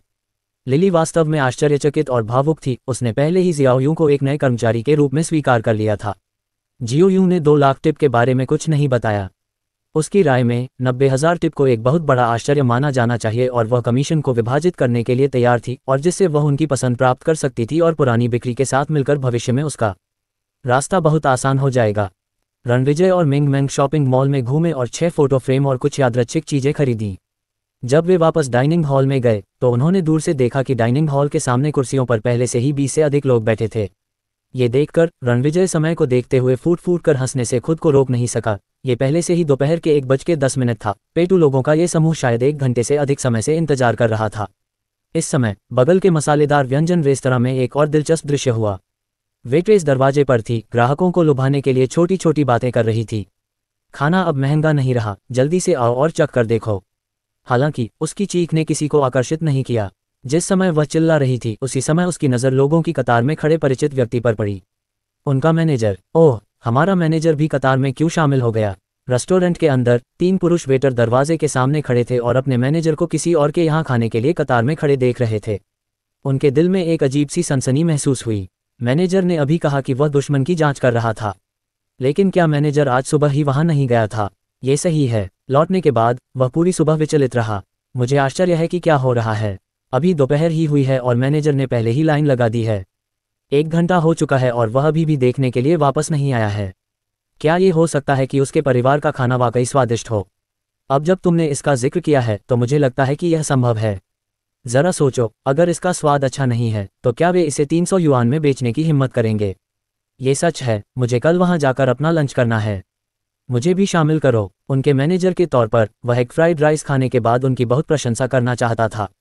हालांकि इस तथ्य के कारण कि रेस्तरां एक दूसरे से सटा हुआ था और वे प्रतिस्पर्धी थे, मैनेजर ने कुछ नहीं कहा। अभी भी वापस नहीं आ रहे। थोड़ी देर बाद वह काम पर चला गया, लेकिन वह क्या कर सकता था? क्या मैं दोपहर को भूखा वापस जाऊं? उद्धरण चिन्ह। बॉस अभी तक वापस क्यों नहीं आया? आखिर कहाँ चला गया? हम क्या करें? मुझे इतनी भूख लगी है कि मेरी छाती मेरी पीठ से चिपक रही है। ओह, स्वाद महंगा नहीं है। आकर चखें, क्यों नहीं सभी मेरे घर आकर इसका स्वाद लेते हैं। मेरे घर का एग फ्राइड राइस भी बहुत स्वादिष्ट है, वेट्रेस ने कहने की कोशिश की। जब उसने ये कहा तो मैनेजर का दिल सूख गया। अरे, उसके रेस्टोरेंट में एग फ्राइड राइस तो है, लेकिन स्वाद, उनके बीच का अंतर स्वर्ग और धरती के बीच के अंतर जैसा था। छोटी बहन, चिल्लाना बंद करो। हम केवल एग फ्राइड राइस खाना चाहते हैं। मुझे एग फ्राइड राइस और दूध के अलावा कुछ नहीं चाहिए। भले ही मुझे भूख लगी हो, मैं कुछ और नहीं खाऊंगा। मुझे केवल एग फ्राइड राइस चाहिए। उद्धरण चिन्ह। हालांकि सभी भूखे थे, लेकिन उनके विचार दृढ़ थे। अरे, ओह, बॉस कहाँ चले गए? लियांग मेंगकी ने अपना सिर नीचे किया और कहा, शायद वह खुद व्यस्त रहा होगा। वह शायद जल्द ही वापस आ जाएगा। झाओ फैंग ने थोड़ा मुस्कुराया। ओह, मैं यहाँ हूँ। क्या ये बॉस की कार नहीं है? यूकिंग की नज़र अचानक जिप शेपर्ड पर पड़ी और वह उत्साह से चिल्लाया। स्विश। सभी की निगाहें जो भूखे भेड़िए की तरह थीं, घूम गईं। जब उन्होंने रणविजय को कार से उतरते देखा तो वे सभी खड़े हो गए और शिकायत करने लगे। हे भगवान, बॉस, आप आखिरकार वापस आ गए। मैं बहुत इंतजार कर रहा था। अगर आप वापस नहीं आए तो हम सब भूख से मर जाएंगे। रणविजय ने अपने बाएं हाथ से फोटो और कुछ अन्य वस्तुओं को पकड़ रखा था और अपनी दाहिनी छोटी उंगली को फैलाया। अपने छोटे हाथ से पापा की छोटी उंगली को पकड़कर मेंगमैन छोटे कदमों से मुस्कुराते हुए आगे बढ़ा। अध्याय 70। पहले तो कुछ लोग बहुत चिंतित थे, लेकिन प्यारी और सुंदर छोटी राजकुमारी को देखने के बाद उनके दिलों में बेचैनी धीरे धीरे गायब हो गई। सभी को सुंदरता पसंद थी और मेंगमैन सबसे सुंदर और प्यारी छोटी लड़की थी जिसे उन्होंने कभी देखा था।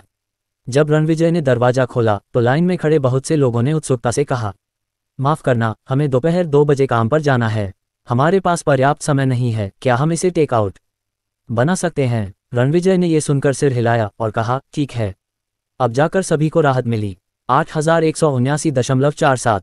डाइनिंग हॉल में प्रवेश करने के बाद लियांग मेंगकी, युयांग और अन्य 2 लोग उसी टेबल पर बैठ गए जिस पर सन की माँ बैठी थीं।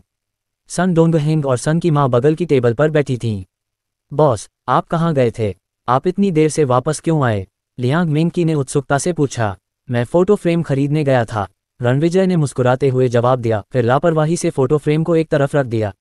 पापा, मैं एक एनिमेटेड फिल्म देखना चाहता हूँ। मेंगमैन ने छोटे कदम उठाए और सोफे के सामने भाग गई। वह उछलकर सोफे पर चढ़ गई, फिर पलटी और रणविजय से बोली, मैं तैयार हूँ। रणविजय ने सिर हिलाया और टेलीविजन चालू करने के लिए चला गया। चैनल बदलने की कोई ज़रूरत नहीं थी, उस पर सिर्फ एक ही चैनल प्रसारित हो रहा था, बच्चों का चैनल।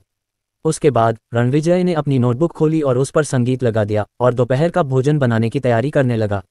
उसने अभी तक कोई सामग्री तैयार नहीं की थी, लेकिन उसका दोपहर का भोजन अभी भी अंडा फ्राइड राइस और दूध था। जब रणविजय सुबह कैफेटेरिया से बाहर निकला तो चावल पहले से ही नियमित रूप से पक चुका था। चावल लेने के बाद रणविजय ने अंडे, प्याज जैसी पूरक सामग्री तैयार करना शुरू कर दिया। पापा, मम, मेंगमैन थोड़ी भूखी थी। मेरे पास टीवी देखने की भी ताकत नहीं है। मेंगमैन ने मुड़कर अपनी मीठी आवाज में कहा। खाना लगभग तैयार है, मेंगमैन, चिंता मत करो, रणविजय ने जल्दी से कहा। हालांकि जब मिंगमैंग ने यह कहा तो लियांग मिंग और बाकी लोगों की निगाहें तुरंत रसोई पर टिक गईं, क्योंकि जब भी ऐसा होता रणविजय अकल्पनीय गति से खाना बनाता।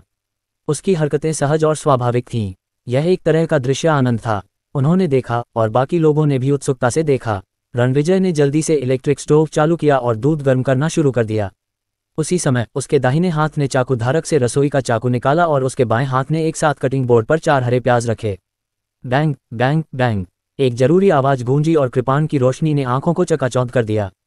सिर्फ 2 सेकंड में कुछ हरे प्याज कट गए थे। रणविजय ने तुरंत रसोई का चाकू ऊपर की ओर फेंका। इस दृश्य ने सभी के दिलों की धड़कनें बढ़ा दीं। क्या रसोई का चाकू फेंका? नहीं। हालांकि अगले दृश्य ने सभी को ठंडी हवा में सांस लेने पर मजबूर कर दिया। उसने देखा कि रसोई का चाकू हवा में 2 बार घुमा और फिर चाकू के खांचे में घुस गया। हे भगवान! झाओ दाहू का मुंह खुला का खुला रह गया और वह चौंक कर बोला, मैंने पहली बार ऐसी तकनीक देखी है। ये बहुत ही आश्चर्यजनक है। लियांग मिंग की आंखें खुली की खुली रह गईं। वाह, वह और भी सुंदर होता जा रहा है। माँ, सन डोंगहेंग ने उत्साह से कहा, क्या तुमने देखा? हाँ माँ, मैं तुम्हें बता दूं, तुमने जो देखा वह तो बस हिमशैल का सिरा था। वह इतना शक्तिशाली है, कल्पना करना भी मुश्किल है। उनमें से सिर्फ यू किंग और झाओ फैंग की आंखों में थोड़ी उलझन थी। वह झाओ फैंग एक बार फिर रणविजय की तकनीक से चौंक गया। मैंने अभी भी उसकी ताकत को कम करके आंका है। सिर्फ इस चाल ने ही उसकी ताकत पर नियंत्रण और कोण में उसकी सटीकता को दिखा दिया। वह पहले से ही पूर्णता के शिखर पर है, इस तरह से इतना भयानक। उफ, मैंने सोचा था कि मैं उसके खिलाफ 1 मिनट भी टिक सकता हूं, लेकिन मैंने नहीं सोचा था कि बॉस सच बोल रहा होगा। सिर्फ वे ही नहीं, बल्कि छोटी सफ़ेद मेज पर बैठे 6 लोग भी प्रशंसा में झूम उठे। उनके आश्चर्य के बीच रणविजय ने पहले ही 2 कड़ाही के बर्तनों में अंडा फ्राइड राइस पकाना शुरू कर दिया था। फ्राइंग पैन भी हल्का नहीं था। अंदर इतना सारा खाना होने के कारण यह अभी भी थोड़ा भारी था, लेकिन रणविजय के हाथों में फ्राइंग पैन वास्तव में हल्का लग रहा था। मसाले डालें। 3 मिनट बाद अंडा फ्राइड राइस परोसने के लिए तैयार था। रणविजय ने खुद और मिंगमैन को परोसा और उन्हें गोल मेज पर बैठा दिया। दूसरों के बारे में कुछ भी बताए बिना वे पहले से ही चावल भरने के लिए लाइन में लग गए थे। जब मिंगमैन खाने की मेज पर बैठी और उसने अकेले अंडे से बने चावल देखे तो उसने अपनी मीठी आवाज में कहा, पापा, ओह, सिर्फ चावल क्यों है? मिंगमैन पापा द्वारा बनाए गए व्यंजन खाना चाहता है, वह खाना चाहता है, वह लंबा बैंगन और मिंगमैन वाकई पापा द्वारा बनाए गए सभी व्यंजन खाना चाहता है। जब उसने ऐसा कहा तो Liang Ming, you king, Zhao दाहू, झाओ फैंग और चावल खाने वाले अन्य लोगों की आंखें चमक उठीं। वे सभी मिंगमैन की ओर देखने लगे और अनजाने में अपनी लार निगलने लगे। जरूर, तो आज रात डैडी तुम्हारे लिए खाना बनाएंगे। रणविजय हंसे और कहा, ठीक है, पापा सबसे अच्छे हैं। मिंगमैन ने रणविजय को हवा में चूमा, जिससे वह मुस्कुरा उठा। बेशक पीछे बैठे 4 लोगों के चेहरे पर भी मुस्कान थी। उन्होंने एक दूसरे को देखा और वे सभी खुशी से मुस्कुराए और अपने दिल में बुदबुदाए, मिंगमैन महान है, मिंगमैन सबसे अच्छा है। अरे छोटी राजकुमारी, भविष्य में इस तरह की और बातें कहना। हर कोई अपने दिल में जानता था कि उनके 1000 शब्दों के 100 वाक्य मिंगमैन द्वारा कहे गए कुछ शब्दों की तुलना भी नहीं कर सकते। उन्हें यह भी लगा कि जब तक मिंगमैन बोलता रहेगा इससे कोई फर्क नहीं पड़ता कि वह आसमान में उड़ रहा है, जमीन पर दौड़ रहा है या पानी में तैर रहा है, रणविजय हमेशा अपनी बेटी के लिए खाना लाएगा। आह, मिंगमैन वाकई धन्य है। उनमें से कुछ ने अपने दिल में आह भरी। रेस्तरां ने खाना परोसना शुरू कर दिया। बाहर लोग भी अपने साथ लाए जाने वाले खाने को लेने के लिए लाइन में लग गए। मूल रूप से सभी को कम से कम एक बार एग फ्राइड राइस और 2 कप दूध पीना था। ये बिल्कुल ऑटो सुपरमार्केट की तरह था। जब लोग खाना खा लेते हैं तो वे पैसे चेक आउट काउंटर पर रख देते हैं और रणविजय पैसे चेक करने की परवाह नहीं करते। हालांकि यहाँ कोई भी कम पैसे नहीं देता। उन्हें लगा कि अगर वे धोखा देंगे तो ये god tier fried rice with eggs की निंदा होगी। रेस्तरां के खुलने का समय कम था। आधे घंटे बाद दोपहर के 2 भी नहीं बजे थे और रेस्तरां में मौजूद ज्यादातर ग्राहक पहले ही जा चुके थे। केवल लियांग मिंग और बाकी लोग अभी भी आराम से अपना दूध पी रहे थे। तस्वीर बदल दी। लियांग मिंग ने अचानक दीवार पर तस्वीरों की एक श्रृंखला देखी। वह आश्चर्यचकित हुए बिना नहीं रह सका, क्योंकि उसने दूध नीचे रखा और जांच करने के लिए खड़ा हो गया। वाह, वह बहुत सुंदर है। जब झाओ दाहू ने पियानो के किनारे मिंगमैन की तस्वीर देखी तो वह खुद को जोर से चिल्लाने से रोक नहीं पाए।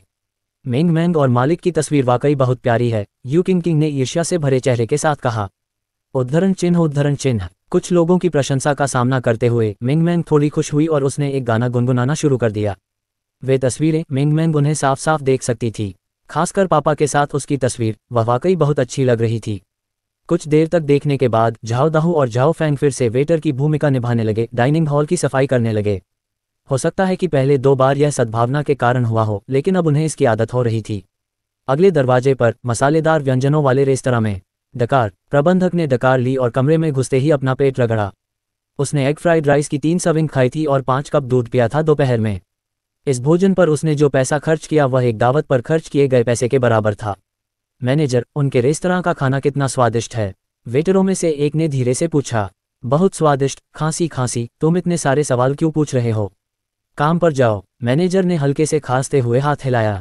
ओह मैनेजर, बस मुझे इसके बारे में बताओ, वेट्रेस ने थोड़े से नखरे भरे लहजे में कहा। हाँ हाँ मैनेजर, चूंकि तुम इतने संतुष्ट हो तो ज़रूर कुछ चल रहा है। मैनेजर, क्या तुम मुझे बता सकते हो कि यह स्वादिष्ट है या नहीं? उनमें से कुछ मैनेजर के सामने इकट्ठे हुए और फुसफुसाए। मैनेजर की अभिव्यक्ति एक पल के लिए जम गई और उसने खुद से ही बड़बड़ाया। दूसरों की निगाहों के नीचे उसने भारी सिर हिलाया और कहा, यह स्वादिष्ट नहीं है, ये बहुत स्वादिष्ट था। मैं आपको बता दूं कि अंडा फ्राइड राइस इतना सुगंधित है कि इसका वर्णन नहीं किया जा सकता है। ओह बकवास, कितना अद्भुत। क्या आप जानते हैं कि उस रेस्तरां में पहले से ही 7 सदस्य हैं? हे भगवान, 7 मिलियन। लेकिन बॉस वास्तव में कमाल का है ना? बॉस बहुत सुंदर है। खाना बनाना एक शो की तरह है। Whoosh whoosh whoosh. उसकी बेटी, भले ही वह अजय होने की हद तक सुंदर हो, और यहाँ तक कि दूध भी है, इतना स्वादिष्ट। हे भगवान, मैंने कभी इतना स्वादिष्ट दूध नहीं पिया। मैं आप लोगों को बताता हूँ। उद्धरण चिन्ह। चूंकि प्रबंधक ने पहले ही अपना निर्णय ले लिया था, इसलिए वह सब कुछ बताना चाहता था। वेटरों ने सुना जैसे कि वे एक सपने में थे। उनकी आंखें हरी हो रही थीं। प्रबंधक की आवाज़ सुनकर केवल अमर ही अंडा फ्राइड राइस का स्वाद ले सकते थे, इसलिए उन्होंने रात को स्वाद लेने के लिए जाने की योजना बनाई, चाहे कुछ भी हो। डाइनिंग हॉल में लियांग मिंग और अन्य तीनों ने जाने की योजना नहीं बनाई थी, क्योंकि दोपहर के 2 बज रहे थे और दिन का समय लगभग 6 बजे था। वे कुछ घंटों के लिए डाइनिंग हॉल में ही रहेंगे। वे बस वहीं खड़े थे, लेकिन रणविजय को कुछ ज़रूरी काम था।